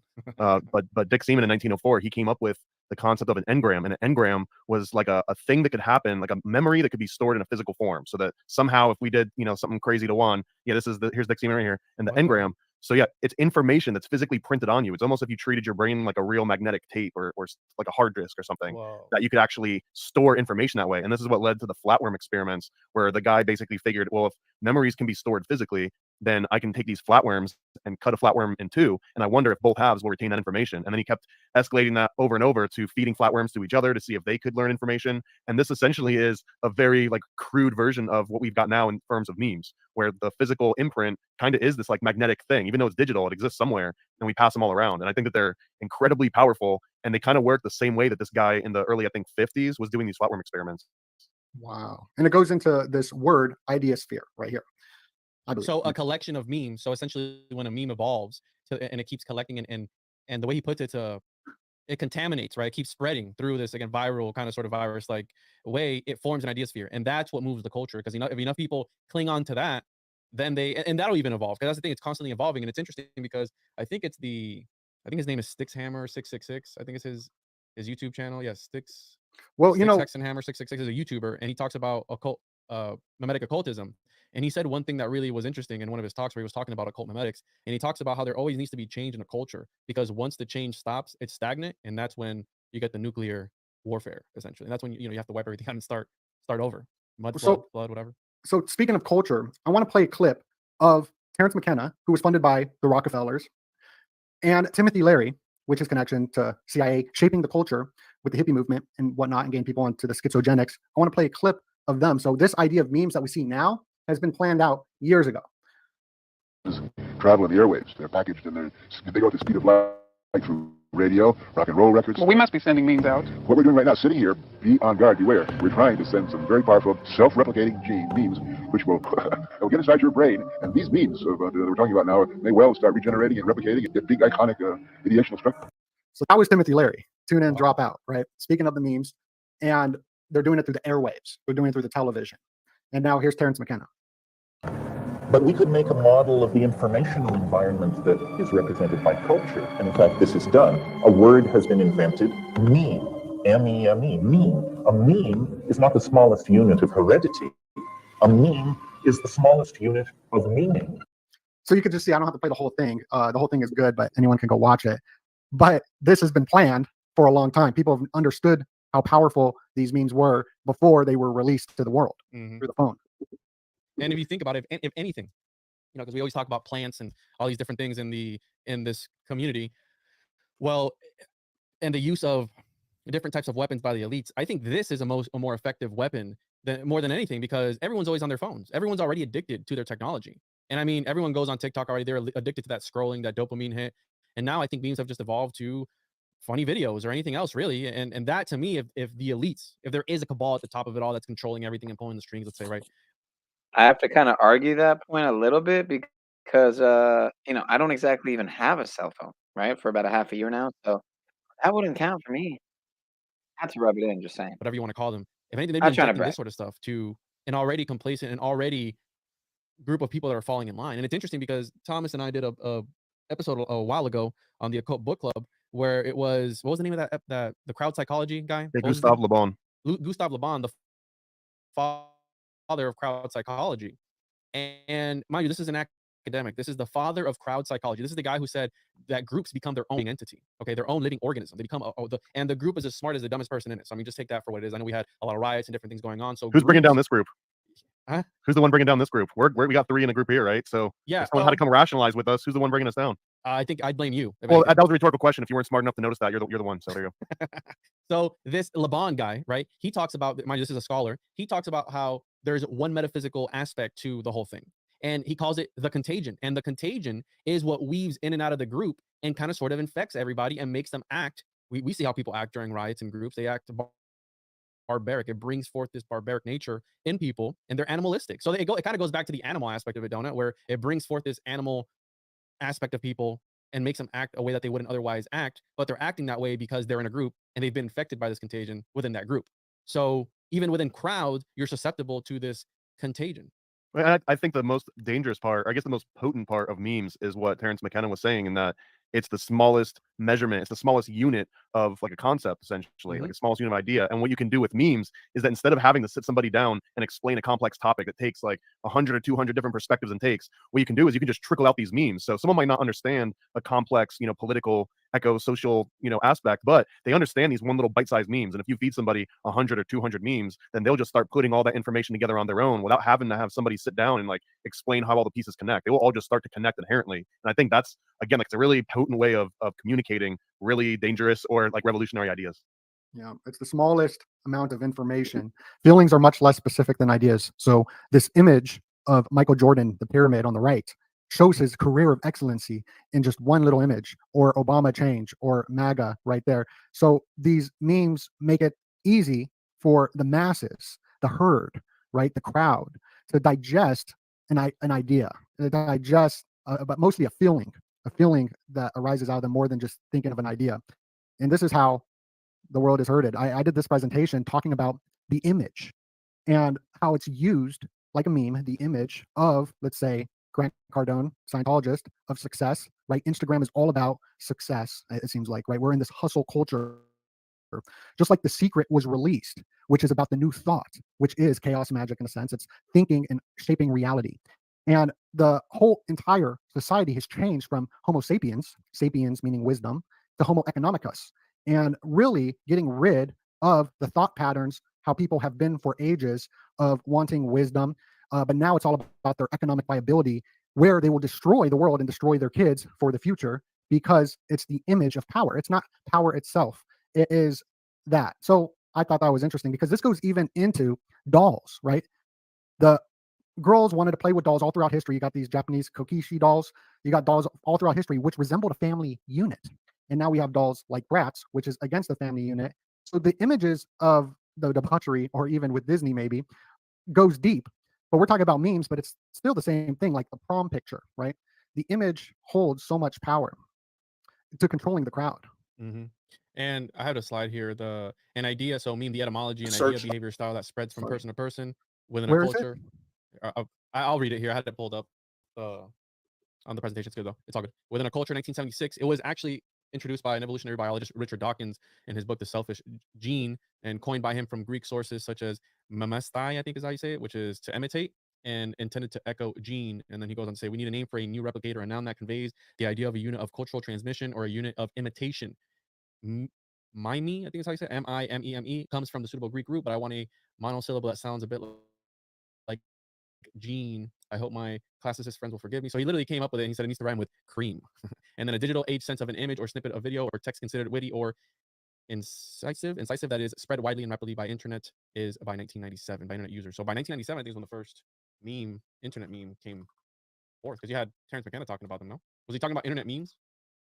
I mean, I think it goes beyond just regular memes. Another example that I usually bring up is if everyone's ever been to south of the border, they got all these billboards on the way there. It's an actual place. I think it's at the cross between North Carolina and South Carolina. And as you get close to it, within like 100 miles even, they got all these billboards, and it's all about I think the dude's name is Pedro, and it's all about like these funny little jokes about you're getting closer to Pedro, and then as you leave, it's the opposite. But it almost becomes a thing where anyone that's ever taken a road trip on the East Coast and you mention Pedro, you can say like one of the little billboard sayings, and people are like, you're talking about Pedro, and you know it's almost like this inside joke. And I really think that was another example of like a slow moving meme, right? Because you can't email it or send it to someone. You can take a picture and get it developed and then show it to somebody. That's like the fastest version of it. But now that we got, social media, that exact same concept just happens at the speed of light.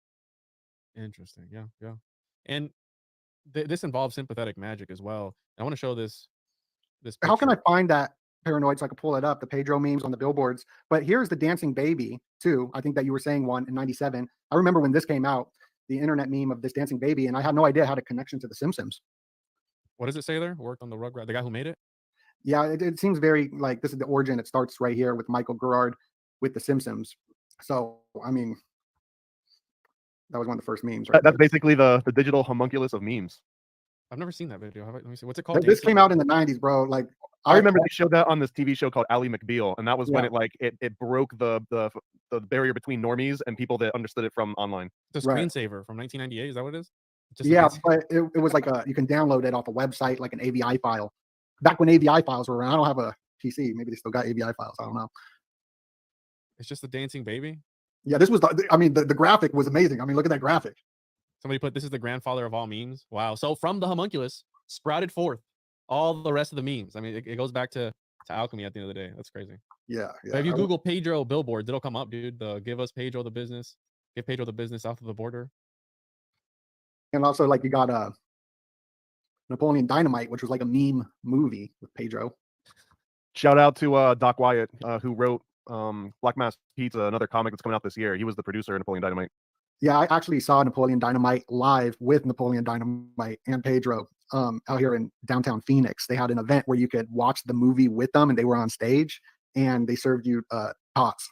Yeah, see the one on the top right corner that was up there says "Chili today, hot tamale." That's a really good example that if you saw someone wearing this shirt and all it said was "Chili today, hot tamale," there's a good chance that they got it at south of the border and it became this like inside joke. And I would argue it's a form of a meme because it's also like, oh, you went on a road trip, or oh, you went and bought fireworks, or like there's a whole list of things that it kind of means that goes with it. So the symbol goes beyond just a little phrase. Or have you ever been to Buc-ee's? Like everyone knows a Buc-ee's. Have you ever been to Buc-ee's donut? No, but there's a Buckeye out in Arizona, but no. Nah, that don't count. No, bro. You got to go to Buc-ee's, bro. Yeah. Well, here's a funny find I found. On the Pepe coin.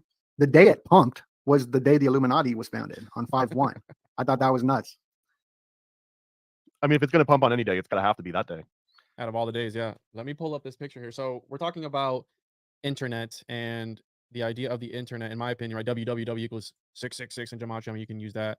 And we have this picture that I found on, I think it was Wikipedia. This was in 2005, a depiction of the internet. And it kind of, when I showed it to you earlier, you said that it kind of looked like a galaxy. Well, I mean, if you look at the internet as some sort of other dimension, essentially what it is, another realm, another universe, whatever it is. I know space is fake and gray, but this is in 2005. Imagine how much bigger it probably has gotten now. And have you guys ever seen the video of the dead internet theory? Have you guys seen that? I've heard about this, but I haven't seen a video on it where the internet is different for truthers than it is for normal people. Well, I wouldn't call them normal people. They're kind of. He's claiming that the internet isn't as big as people say it is, or like as big as it's claimed to be. So when you search on Google, you get billions of search results, but once you start clicking through the pages, it just starts to repeat a whole bunch of times over and over again. And maybe at the forefront, right? You only ever pick like the first websites that pop up on Google. You don't ever go on the second page. Usually, if you don't find it by the first page, you're not going to keep scrolling. And I don't agree with that because I think that a lot of things get traction on the internet, and I think there is a presence of people on the internet. I don't think that they're all NPCs and made up or whatever some people believe. I think that there is actual true interaction. Now, which part of the internet you're on or which platform you're on, you're gonna get different traction. But this to me looked like a whole different realm. And if you think about the internet taking this information and just spreading it out, it's acting like an organism. It's almost like how Philip K. Dick talks about how the simulation will inject like these different messiahs into it to kind of sort of fix it. Well, I mean, if anything, memes are being injected into this organism to shape it and to form it and to shape culture and change people's ideologies and the way they look at things.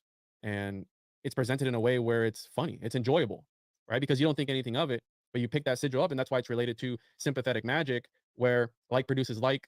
And you also have the law of contagion, law of similarity, and the law of contact or contagion. That once you come into contact with something, you stay in contact with it. So this is how they're able to affect you. They talk about quantum entanglement. Well, what if once you interact with something, well, once you interact with that sigil or that meme or whatever it is, it continues to affect you in some sort of way. And that would play right into this whole idea of it being some sort of contagion or virus, right? Contagious magic. And this is from The Golden Bough by James G. Frazier, where he gets into a whole bunch of, it's a long book, but this is the sympathetic magic section of it. And he goes on and on of different ways of using talismans and the way that they're able to imitative magic and all these different things. But yeah, I think that memes are sort of talismans. And once you come into contact with them, I think they leave an imprint on you, because if this mimetic magician, his intention was put into it in some sort of way, again, with all the things that we've mentioned, chromomancy, letterism, number magic, everything else. And if you brought up Instagram earlier, well, look at the aspect ratio on Instagram. It's like a square. You're looking at squares the entire time, and people are portraying these snapshots of what they want their ideal life to be in these little squares, right? Right. And like I like to also bring up that how people are so confused in a sense of reality, as the reality is being manipulated, or the history as America is a republic. Like that's what it is. And democracy is the mob rule. But even if we go further on, like the word deep state is a liberal term, right? But all the right use it, right? But they don't understand that it came from a liberal, Peter Dale Scott, who wrote The American Deep State. So it's kind of funny because we're talking about chaos magic, mematic, and I looked up the word chaotic, and some people say it comes from demos as well, which is like Democrat, and the mob right here, the people, the mob. And it doesn't matter what side of the spectrum you're on. Let's go back even further to Julius Evola, who was the far right Herbert Marcuse. And you got Steve Bannon, who reads Julius Evola. That's what he told the Vatican. And Julius Evola was into the chaos magic as well. So this goes back even further with memes, which could be tulpas as well, and changing reality through thinking, right? I'll play a clip which kind of goes into briefly how memes are physically altering reality and kind of where this stems from with the Batman movie and Bane. Example of how the sigils of memes actually become reality. A famous meme was this Bane plane crash scene from Batman, and then a real plane crash happened in a town called Les Bane, which sounds just like Bane. But it gets weirder because the head investigator of this crash was named Bruce Robin, just like Batman, Bruce Wayne, and Robin. And we saw this with the rise of power with Trump using the Pepe the Frog sigil, which when you look into it is actually an ancient god of chaos, a frog god named Kek.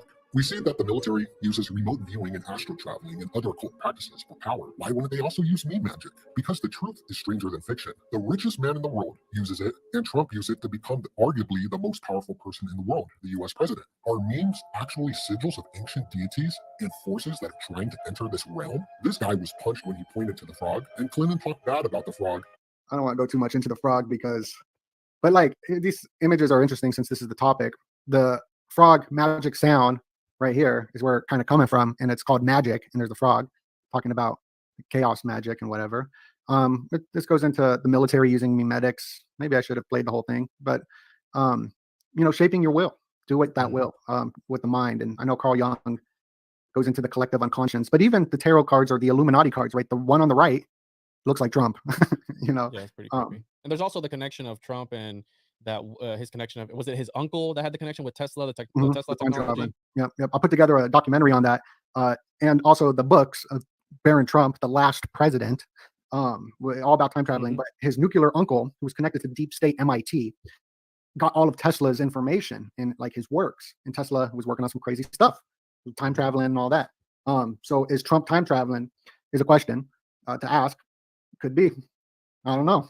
Yeah, and I wouldn't put it past it. And there's one aspect of this. So I want to talk about Paracelsus, where in his Liber de Imaginibus, where he's talking about images are much more useful for the blessedness. So they were using the images in a sort of sacred way, but the reason that they were using these images for the common person is because the images urge and move people to devotion and religious practices. So this is in a ceremonial religious setting, but the reason why images are so powerful is because in your memory, what you see with your own eyes remains, quote, in your memory much longer and goes, quote, much nearer to heart than what you read or hear. So the idea of using these images along with the letters, I mean, sometimes they're both funny. I remember when memes started to really take off, I remember, I'm not gonna say what it was, but it was It's gonna be like a new back in my day story, right? Back It was- when memes really started getting popular. It was with the sloths. You guys remember the sloth memes where it was whispering in the ear of the girl? You guys remember that meme? Yeah, I don't. You know what I'm talking about? It was kind of like, it's really bad. But Well, you remember sloths that. are my spirit animal. They're my spirit animal too, but I got a sloth right here. Look, I call them sloths. a little sloth right here. Oh, there, yeah. Oh, for sure, for sure. But yeah, it was the one where he's whispering. Yeah, that one right there. Yo, take that off, bro.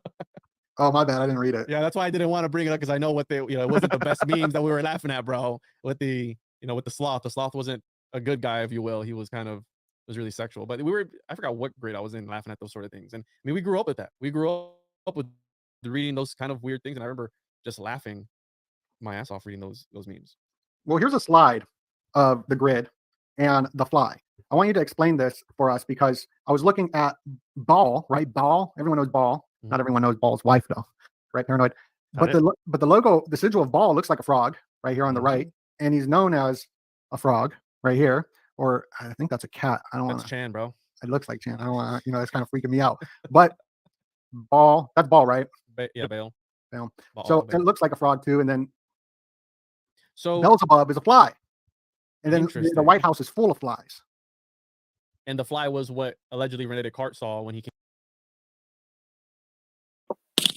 And just to add, this Ren Descartes, don't forget, he was the one who coined that the phraseology basically that the pineal gland was the seat of the soul, as he put it. Just wanted to add that in there. Descartes. Came up with his grid stuff, right? So, and it's interesting because I think regardless of what mainstream history says, I think that Descartes was onto some occult. Oh, some people say he was part of the Rosicrucian movement too, but he was onto some occult kick with the Cartesian coordinate system, which is at the core of math, any CAD CAM, any 3D rendering system, any video game that, like for example, the new Grand Theft Auto that's going to be coming out that's mirroring Miami, that would essentially use the Cartesian coordinate system using this grid pattern, where the grid is a form of a way that they're able to manifest ideas into this reality. Now, you can put that on Enochian, and you can also talk about the William Burroughs connection, where writing and this square magic that they were using as a sort of portal for these entities to come in and out of. So not only were you able to enter using mandalas, et cetera, or you were able to extract things out. And I mean, there's various mandalas are important because a lot of secret societies have used them. And I believe it was the Typhonian OTO that would meditate on the picture of Lamb. And they were able to enter the eyes of Lamb, and they were able to then use the head of Lamb as some sort of spaceship in this other dimension where you're able to interact with these different entities. So again, the idea of writing as some sort of divinatory device, as a device to open up portals from this realm to the next and interact with beings on the other side. And that's really interesting that it was a fly that revealed that to Descartes. Again, according to mainstream history, if you want to believe that, which is not always correct. But that's Yeah, an it was interesting probably one of these spirit animals though. Like he didn't actually see a real fly. He probably saw Beelzebub. Yeah, probably saw Chan, bro. Yeah, maybe. But here's a meme that was around probably when you were a kid, Juan, and it was a meme from the future, and it was no one knew what it was. It was just here's the meme from the future. People thought this was hilarious. I didn't get it, but in the future, it actually became one of the most popular memes. Yeah. It's corn, so it's kind of like something's happening in the sphere. But you were talking about them looking at LAM and Aleister Crowley's connection, the cake of light. They would get a sigil and put certain fluids on the sigil using that for the cakes of light. So they would have a tulpa, which is like a meme in a sense, or a manifestation of a sigil. Essentially, they could bring. Crowley believed that by putting certain bodily fluids on a sigil, you could animate it and make a homunculus or thought form or tulpa, et cetera, et cetera. Yeah, and that kind of goes into something with the left. I gotta talk about with the spirit cooking. With the spirit cooking, and also with Trump as well, because his hands were all messed up most recently. And this could be from golfing. He's a golfer, but I like to kind of think, well, the finger, Podesta's finger, and the spirit cooking. Dang it! Oh, I got that, but I don't got the slides up. Yeah, from the other one here. Let me find the other slide of the Johnny Depp trial. Did you ever play Elden Ring, Thomas? I mean, yeah, but I can't get more than 5 minutes into it, and even if I play for like 2 hours, I don't get anywhere. Like I don't understand what the hell I'm doing. But yeah, I guess I played it. Okay, here it is. No, because So the- there's a secret. This was a huge society. meme too, right? The Johnny Depp trial was a huge meme with Amber Heard. She stepped on a bee, and he Did she hurt. really? Yeah, that was a huge meme. And this dude is a total like secret society member, big time. And like his fingers messed up, their fingers are messed up. Here's a spirit cooking with a sharp knife cut deeply into the middle finger of the left hand. So that's something that happens with this because it's mixing. It's the cake of light stuff, you know. And MAGA in Latin, like New World Order, Novus Ordo Seclorum, MAGA means witch, and MAGA is the 5th degree in Satanism as well. So I mean that's weird too. Here's Just a Trump's coincidence, dude. Yeah, here's Trump's golf club. Got the emblem is the double-headed phoenix for order out of chaos connection there, and this popped up behind him. Somebody was memeing him with the golf clubs. So there's just strange stuff, strange pictures, strange things. And if What's you like, going on here, guys? if you like what you're watching, and if this is fun for you, make sure you smash the like button, please and thank you. I was watching South Park. You got Lord of the Flies too. Man, has your guys' YouTube been acting up? Like they're intentionally slowing it down for people who are running ad blockers? I gotta do what it's been fine for me, but I want to bring up one more frog thing because I brought up South Park. But Lemmingwinks sees a frog king that tells him where to go through the anus. Is that you said South Park? Have Yeah, you not seen this one, man? This one is worth watching. It's absolutely fantastic. Yeah. Yeah, you watched that last night, didn't you? Well, no, I watched their live performance with Primus and Ween, and they were just singing all their songs from the show. But this popped up, and I was just like, "What the heck?" Yeah, I'll bring that up. The frog is one of those where it's been used a lot because again it represents this duality. It represents almost like a sort of shaman where he's able to interact in the land and in the water. So it's very interesting. It's like a land cruiser, an amphibian vehicle. UTV, bro. What? A That's UTV. Yeah. Oh man, that's hilarious. I got a bunch of different slides on a bunch of different topics. I can go through a couple of them. Here's Terrence McKenna, as we were saying, how he was bringing the memes to the culture, and he looks like a frog, but he was Poor guy. he was the president, or he was like the leader, not the president, but the leader of the Green Earth Foundation, which was funded by the Rockefellers, by Lawrence Rockefeller. He also did human To be potential. fair, anyone in public education was just de facto funded by the Rockefellers because they owned all of academia. Yeah, but Lawrence Rockefeller. So Lawrence Rockefeller, hella sketch because he's connected to the Clinton camp right here in the UFO agenda. And this is Matthew Ehret's article on it, which is very good. And it's connected to the Esalen Institute as well, where like culture is being stemmed from. This is where Charles Manson went to before he did his rituals. Interesting. Well, Yeah. like, so a lot of people talk about McKenna being some sort of 3-letter agency asset. Do you guys think? Because I mean, Timothy Leary, what he's saying there, it's like I think a lot of these guys, if not all of them, are tied to 3-letter agencies, and they were specifically put in place to shape cultures, to be the memes that are bringing forth this cultural change. Because McKenna was also one of the ones to bring forth the 2012 idea that he got from William Burroughs, that the 2012 was going to be the whole end of the world essentially. Yeah, he got that from William Burroughs. William Burroughs talked about that in his, I think it was the Exterminator book of Insect Time, and then he took that and ran it, and essentially was linked to the idea that the Mayan calendar, the actual calendar itself, had some sort of mind control over the people of the Mayans, the civilization. Like it was a sort of talisman of some sort, and once that 2012 hit, would break that effect on them. But he was one of the big ones to push that idea. Oh, wow. Well, we're going into the year of the dragon, and that was 2012. 2012 was the year of the dragon, and we're in the year of the bunny right now. And the Mayan moon goddess is holding a bunny.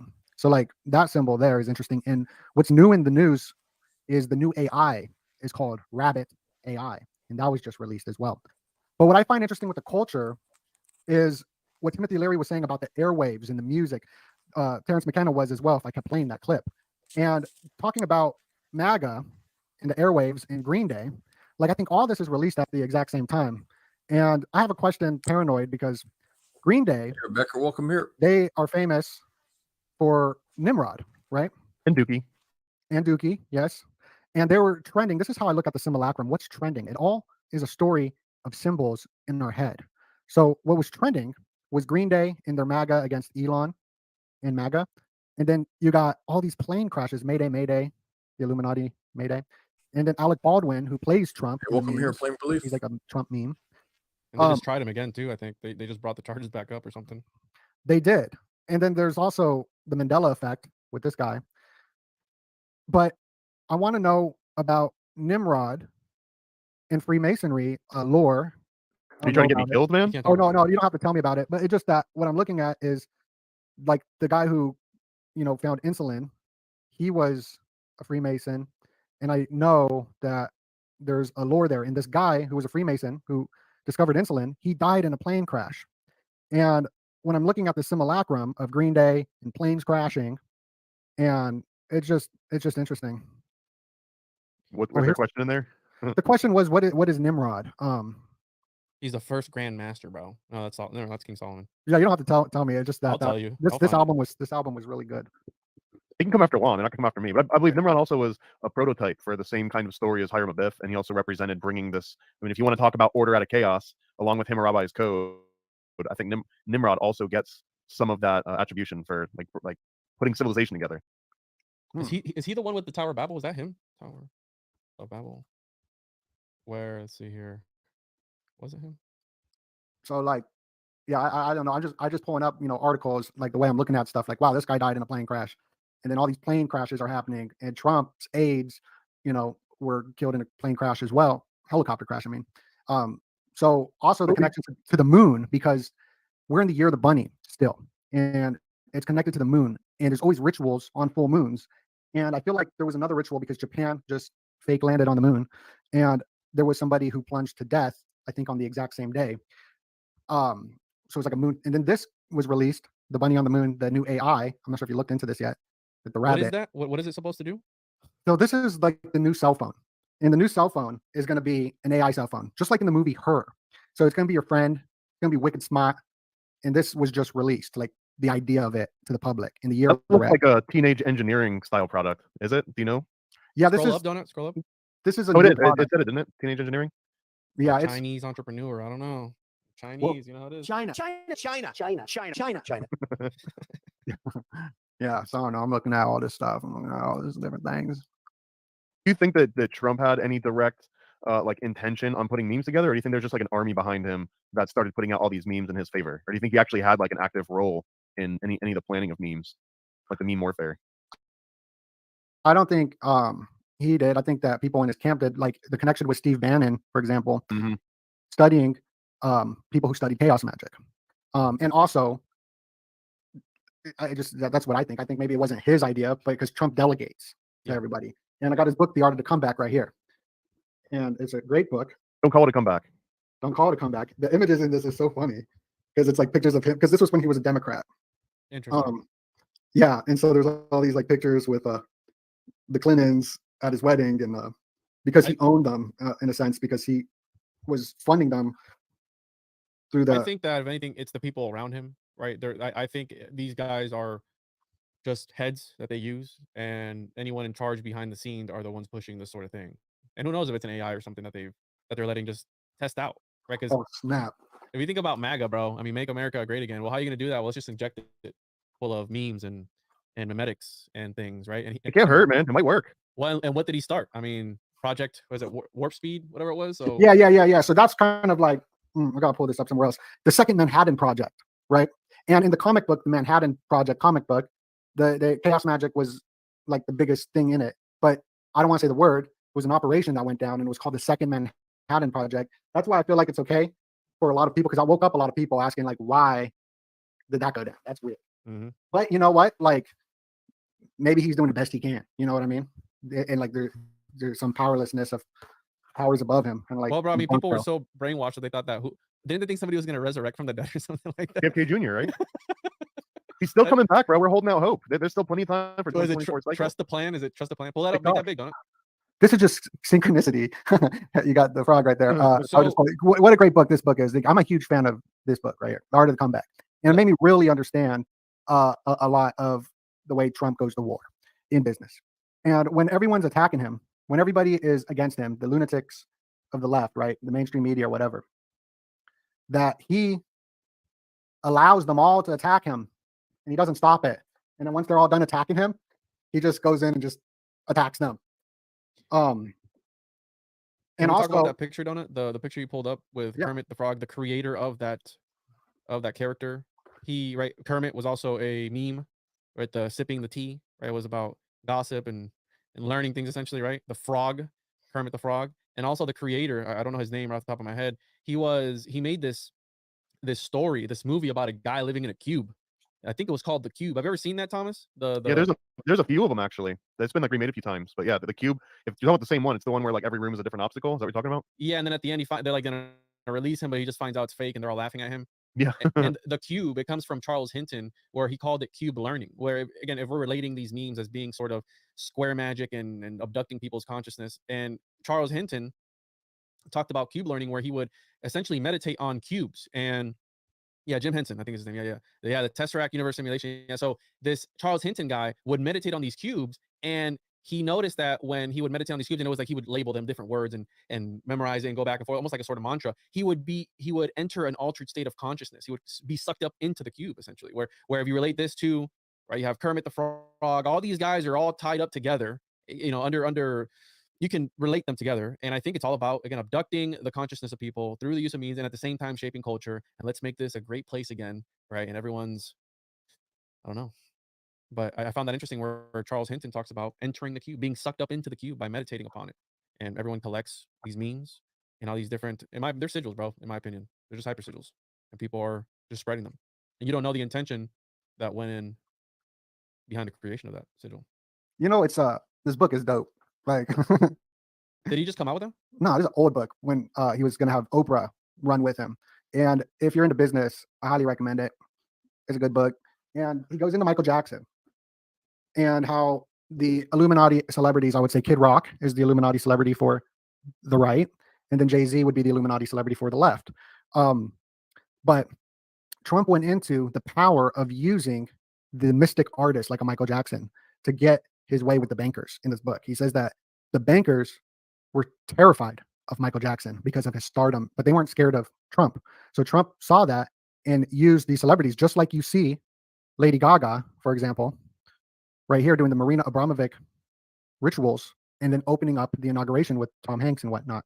So, you know, the artists, the musicians and all that play a big role in the airwaves, like Timothy Leary was saying. I'm probably repeating myself, but no, you're good. And I want to touch on, because we talked about it a little bit before on the previous stream. I think we did last week, whenever that was Friday, or, oh, sorry, I have to turn off my camera to adjust and scratch my eyes. Hold on, sorry. No, it's cool. I'll put up Froggy Fresh real quick. Yeah, people think that I'm throwing up different Illuminati confirmed. I can't even scratch my eyeballs on air anymore and adjust my hat and stuff like that without people dunking on them saying things. But we speculated as to what happens to somebody who becomes a meme, right? Like what that might do to a person. So I think when people go viral, depending on for what reasons they went viral, it can't be sometimes a good thing for them, right? If you're being, you know, an a-hole on camera and that goes viral, it's probably not good for you. But what happens to a person? What do they feel when they are become a meme, like a living, walking, talking meme?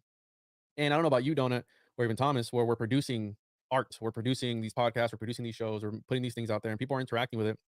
And I know you brought up synchronicities earlier, but I feel like the more people interact with my work, the more synchronicities I'll get, you know, throughout my day or whatever it is.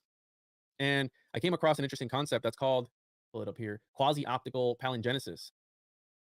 And back then, the circulation of portraits of people, so their image, was a way of having them achieve some sort of immortality. So I'm wondering if when someone becomes a meme, if this is some sort of quasi-optical palingenesis, a different form of it, where they're able to exist for forever and achieve immortality because they're imprinted in whatever. But I mean, again, if the internet goes out, if humanity was to get wiped out and there was just like culture was just memes, how would they be able to, would they find like an old hard drive, plug it in, and then extract like, damn, look at all these memes, bro. These people I don't think it works though, because the memes that we've got rely on cultural knowledge to like pre-exist. Like, and honestly, I think that's also what makes, that's my favorite part of memes, because memes takes this space that I guess you'd say like the media has taken over your brain. Like they've kind of claimed a portion of your brain and plugged a bunch of their crap in there. And memes are a way to like reuse that for a different purpose than it was intended. So now instead of Sesame Street or Chuck Norris or whatever, like the Jordan logo, instead of that just being a corporate tool to sell you stuff, now we can repurpose it and make it funny and turn it into warfare. And I think that's why they hate it so much, is because they've invested so much money in like, you know, the Star Wars franchise. And the fact that now it turns into a meme that can be used as like political ammo, it's hard to control that. And now it's like, they know how much energy and effort they put into that. And if you do believe in sigil magic and you do believe in how all this works, that's kind of like, you know, the wizards seeing their black magic being turned against them. What are your thoughts on AI influencing culture? How is that going to be a problem here comes to? Because I know you're the. I think it's just gas on the fire, man. I think the same way we were talking about the difference between like the speed of memes when you look at like the Pedro billboards versus now you can just post it on Twitter and like 100,000 people see it immediately. That's what AI is going to do, because AI is at some point it's going to be Blessed like, and oh, I get grateful, what makes Papa these funny. Lou. I can make funny ones, and then it'll just be like, and it'll just Even spit out got- like a million memes a second and never Even got stop. Cage And I in the think house. yeah, that's going to change things a little bit. And I put out a video a while ago where it was the Crowley connection at CERN, and how, right, CERN, if you want to believe that CERN created the internet for the World exchange- Wide Web. Yeah, the World Wide Web. I think DARPA created the internet, then CERN created the World Wide Web. Oh, okay. So No. they created this system to allow. Yep, the it was exchange of DARPA net information, first. quote, unquote, between DARPA scientists. net. But I did this whole thing where I linked Crowley, perhaps again being connected to. We know for a fact there was a Crowley guy who was connected to the the invention CERN. of well, he was the top guy at CERN, but he was at the forefront and helped develop touchscreens. Which, if you look at touch, everyone goes, "Oh, it's a scrying." The haptech technologies. Yeah, bro, it was a Crowley guy in 1947. He put on another Crowley onto his name the same year that Crowley died. Michael Millings Crowley, I think is his name. And I did a whole video on it where there could be this, again, thelemic connection at CERN, and CERN is all about opening up gateways to other dimensions. If you want to follow the conspiratorial rabbit holes, like what are they doing? They're just clashing. But it's like the same symbol as CERN. The collider is the chaos symbol. The hard-on collider, bro. The large hard-on collider. Yeah, I didn't say it because I knew I was going to say that. Shout out to Crypto. The large yes, large sir. hard-on collider. You know, I'm just doing a restream. I'm almost done with the last 2 episodes on Donuts page.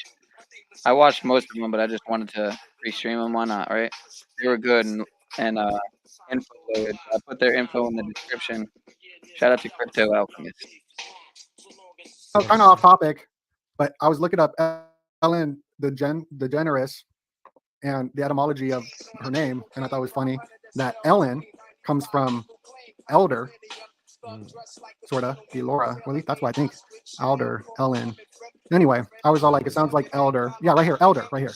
Elder from earlier, Ellen. So Ellen DeGeneres, what's DeGeneres? So you got elder, DeGeneres, degeneration, the lost qualities of a race. Yeah, I know, it is all slick right there. So it's the elders' degeneration. It's the elders' loss of their qualities of their race. Ellen DeGeneres. Yeah, she's connected. Obviously, we know what she's connected to. Allegedly, right? Yeah, she's connected to Jesus Campos, and that's the story that no one really talks about. So when the Las Vegas event happened on the 32nd floor, that's right. She got the only interview, right? And then he disappeared. Yeah, so she got his interview, and it looked like a totally different person. And she said, after this interview, we're not talking about this subject anymore. And after that interview, the news stopped talking about the Las Vegas event, handed it over to the FBI. Years later, the FBI comes out and says, we don't know what happened. And that's it. It's like crazy. I got some trolls in my chat I'm taking care of. Shout out to them trolls. I mean, the troll as well is a meme in a sense. Yeah, it's a sort of egregoric entity that comes out of these forums that springs forth, like the devil's in the ink sort of thing, where they spring forth from the writing. Yeah, internet trolls is like connected to the meme stuff. Yeah. Well, and the internet trolls, though, it represents, like, imagine if we didn't have the internet. Internet trolling in game theory, I think it's called griefing. And you know, if you've ever played an online game before, griefers are people that get enjoyment out of, like, basically ruining the game for other people at the detriment of themselves. Like, you don't win from it. You don't get anything from it other than just the personal satisfaction of other people having a bad time. And those people exist offline too, right? So you got to imagine, like, there's griefers and there's trolls in real life. The internet just, again, throws fuel in the fire, lets them get faster at it and be more anonymous. But these are real people that are still thinking and acting like this out in the real world. Do you know that there's troll vessels? It's like this. I didn't know that's kind of where trolls are coming from. No, yeah, it's trolling. That's fishing, where you drag a line and the fish. That's the old school rule, It sounds like internet trolling, man. The World Wide Web. You're surfing the web. Yeah, you could relate to that. Just like the whole fishing aspect of, like, I'm just going to throw this bait out here. Like, it's obvious bait, and then someone gets outraged, and then you just lean into it. And that's classic internet trolling. And what'd you call it? Griefers? Is that what you called it? Yeah, in game theory, it's called griefers or griefing. And it was coined in the context of video games, but in real game theory, it represents, like, an actual motivation of somebody in any system. Like, game theory exists outside of just video games. Like, in just a normal world, game theory kind of describes the ways that people approach problems and what they get in terms of satisfaction out of it. Like, what's the reason that you read a book? Some people, it's about, like, completionists. Like, I just want to read every book ever written by author X. That's one version of it. Another one is just, I want to know everything about a certain subject. So griefing, it's almost like, you know, my point is to just make people feel bad so that I get enjoyment out of it.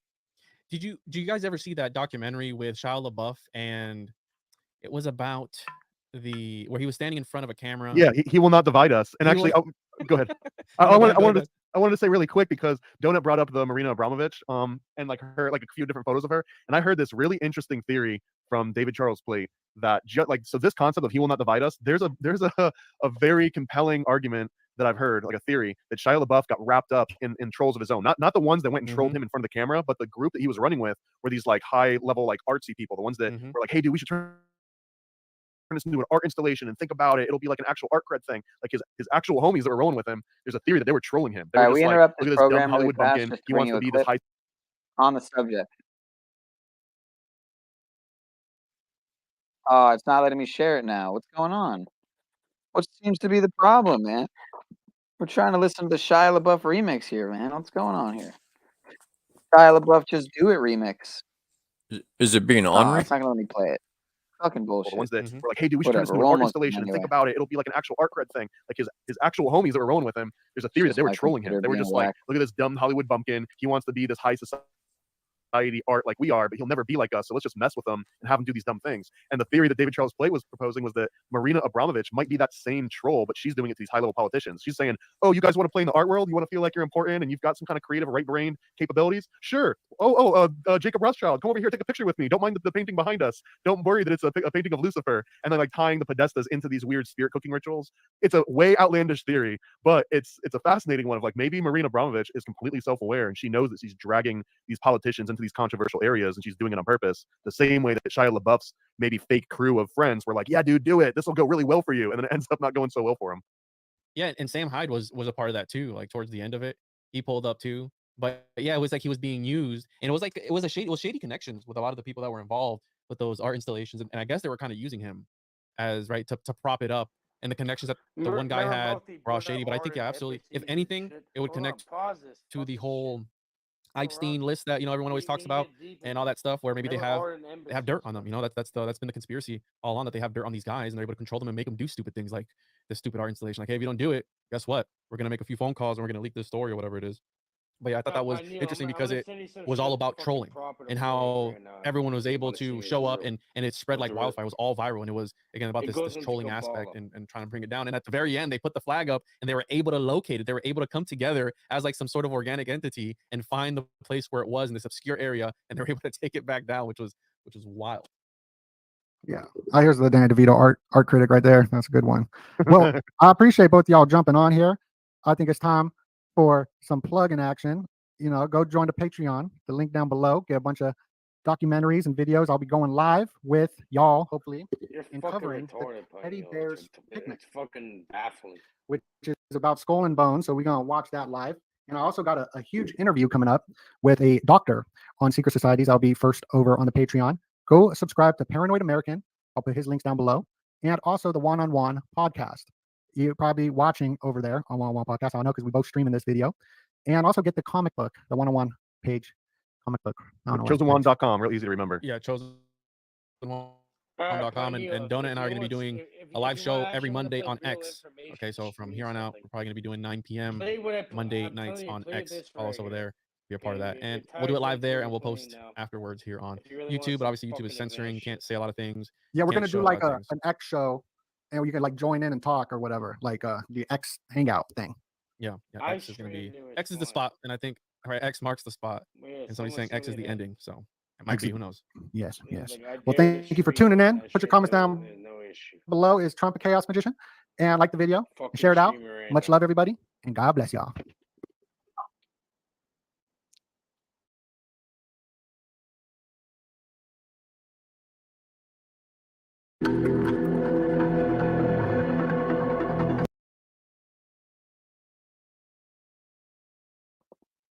All right, so we got Cage in the building. We got some slave news optics in play to get to, but yeah. Anyway, shout out to One-on-One Podcast, Donut Factory, Paranoid American. I think I put in there. It's very putting some interesting work together. Play the link I put in the fucking private.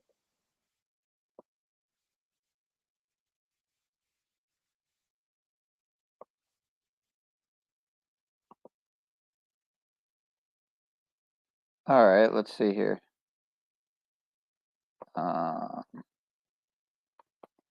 Ha! Yeah, you dare me to? Well, let me see first if it's No, that's what someone said to me, but I played it and it was fine.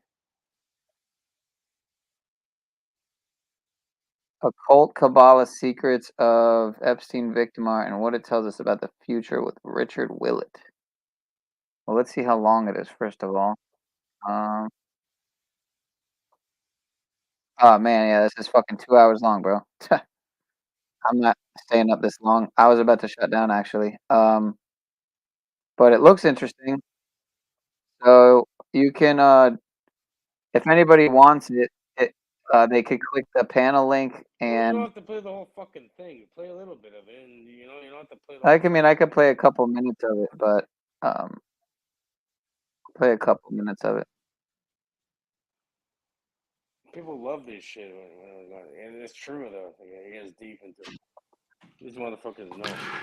This is CJD Christopher John Bjorkness. It is January 11th, 2024. I am really fortunate to have a man who went through the Kabbalistic literature that's related.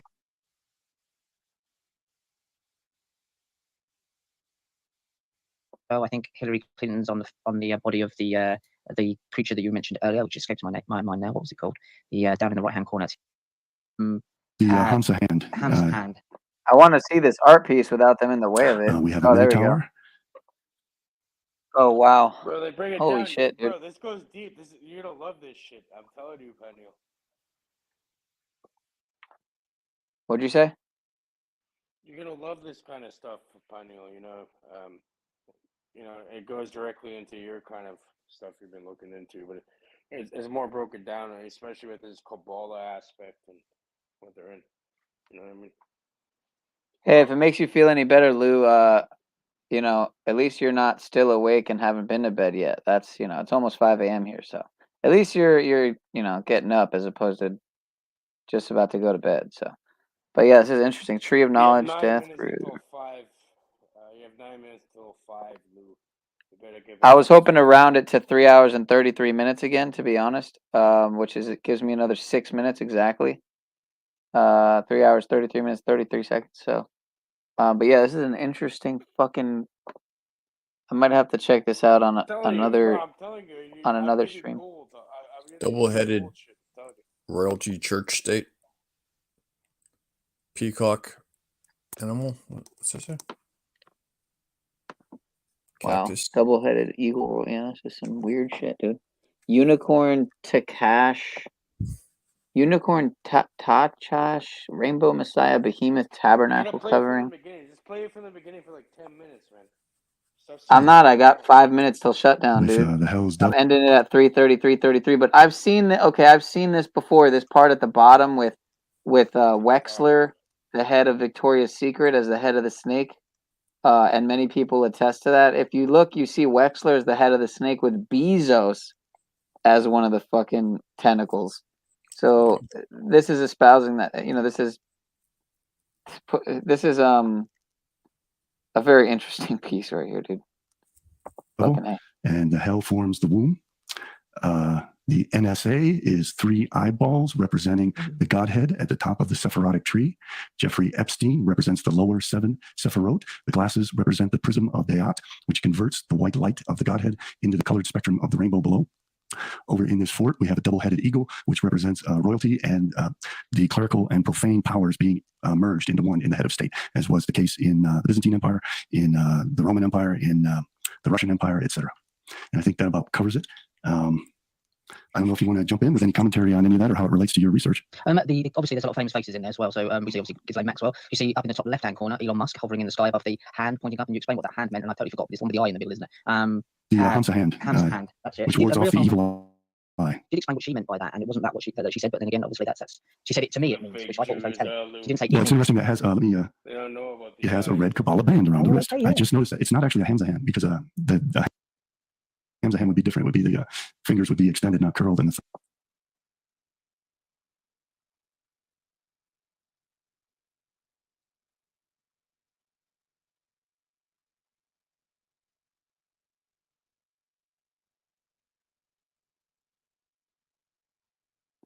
I wonder if they address the big UN fucking beast, the big beast at UN at all. They address everything in there. It's all Kabbalistic in nature, you know. Yeah, that thing's pretty detailed.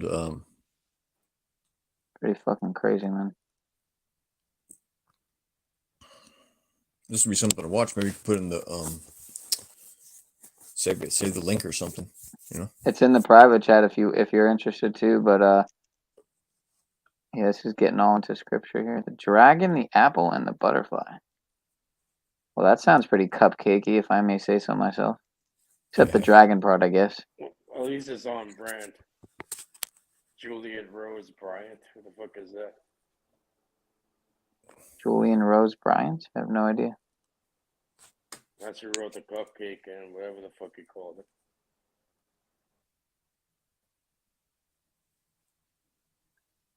Shit's super long. And black, all being related to the candle.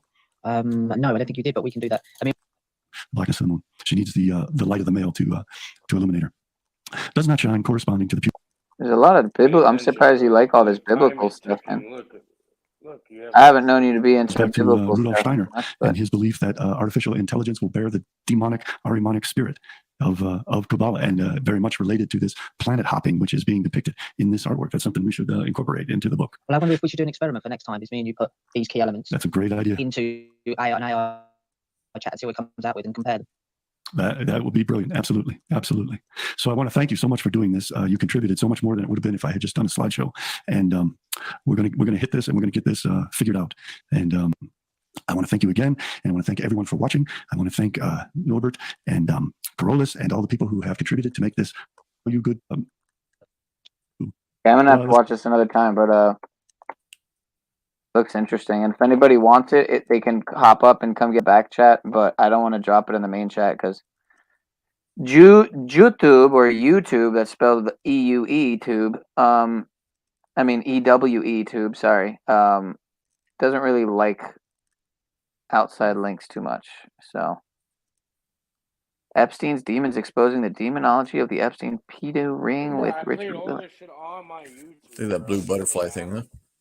I played all this shit on here, like a bunch of it. You know, for one day on there. And yeah, none of that. This would be good to watch, huh? Well, I did have some I did have some slave news to get to, but since I have it on the docket, I guess I could make go till 3 hours and 45 minutes instead of 3 hours and 33 minutes and 33 seconds. Right. What you want to do? I could do 3 hours and 45 on 123. It makes sense. Makes sense. Why you been drinking so much, Cage? What's up with that, man? What do you got going on, bro? I'm saying exhibit A and B right here. Okay, what do you want me to say? Be all robotic and say. No, why are you all fucking slurred out lately, though, man? You're all like slurred out. What's going on, man? How about you need a Slim Jim, dude. You need Macho Man Randy Savage and the Slim Jim, sir. Honestly, is what I think will suit you. Working to a Slim Jim. Have spice, no excitement. Step into a Slim. I'm kidding, of course. Slim Jim. Oh yeah. Step out of it. Step it on baby. Spicy Slim Jim. Oh yeah. Oh yeah. Step out of it. Step it on baby. Spicy Slim Jim. Oh yeah. Oh yeah. Step it to a Slim Jim.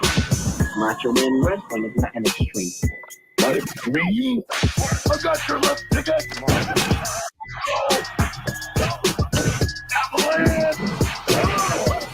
Oh yeah. Slim Jim, beefy, spicy, need a little extreme excitement. See it. Step into a Slim Jim. Oh yeah. Need a little excitement. Step into a Slim Jim. Step into a Slim Jim. Oh yeah. Need a little excitement. Step into a Slim Jim. What do you see? Slim Jim. Slim Jim. Slim Jim. Need a little excitement. Step into a Slim Jim. Oh yeah. Step out of it. Step it on baby. Spicy Slim Jim. Oh yeah. Oh yeah. Step into a Slim Jim. Step out of it. Step it on baby. Spicy Slim Jim. Oh yeah. Oh yeah. Step into a Slim Jim. Always there's nowhere to go. Nowhere to go. Not the case. Oh yeah. Let's go. Holy rock. Yeah. What do you do for beefy, spicy, extreme, extreme? Nothing to Slim Jim. Nothing to Slim Jim. Oh yeah. Let me ask what I like to step best. Arms, legs, arms. I like the beefy, spicy, Slim Jim. Step into it, yeah. Step out of it. Step into beefy, spicy, Slim Jim. Oh yeah. Oh yeah. Step into a Slim Jim. Step out of it. Step into beefy, spicy, Slim Jim. Oh yeah. Oh yeah. Step into a Slim Jim.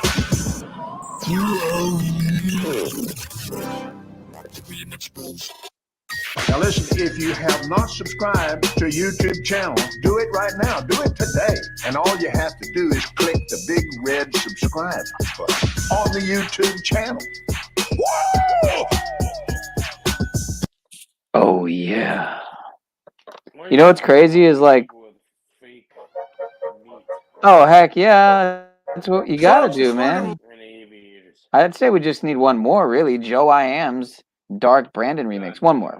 The remix browser can't get enough. We'll be back here again. Let me start on a serious note. Stand up. Come on. The same ancient. The same wise. Dark Brandon. Stand up. Get up. The symbol of the hill. Headline. Dark Brandon. Stand up. Come on. Biden's advanced age is the big issue. Dark Brandon. Stand up. Get up. Trump's, however, is not. In a lot of ways, this dinner sums up my first 2 years in office.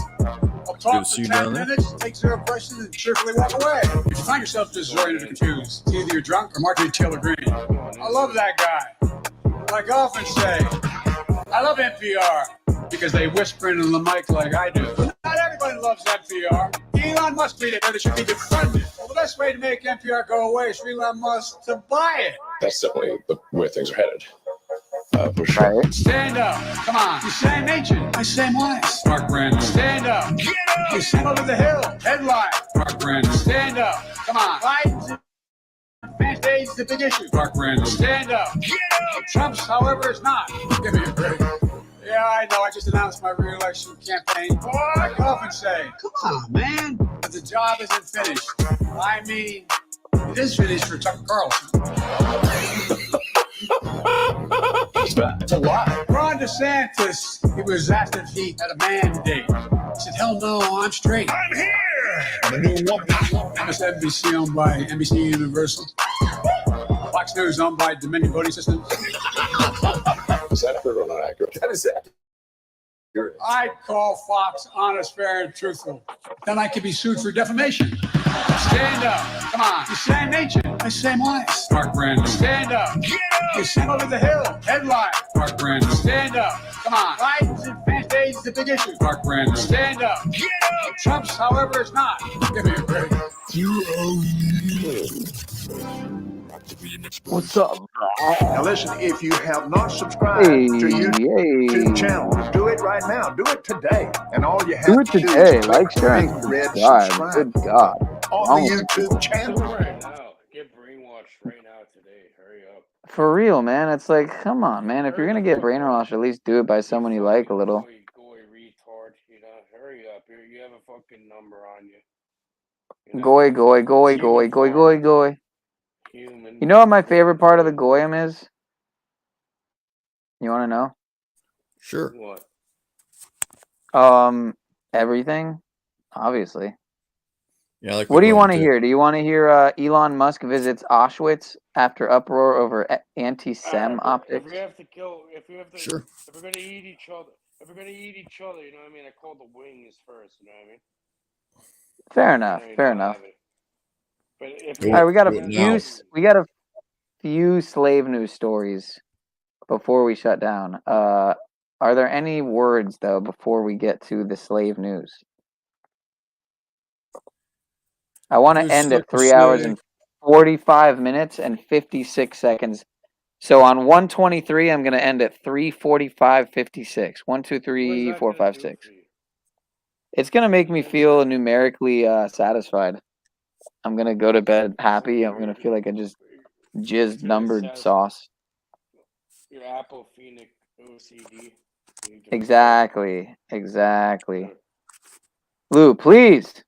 You can't Do it now. force Why it. is You Cage have telling? to let it happen naturally. You have to let it unfold naturally. You can't force it. Lubass Oh, wants to know why you This is sound what like a these drone. motherfuckers are trying to. This Gotta is play what they're trying to cadences, do. They're forcing them. you know, on the desire.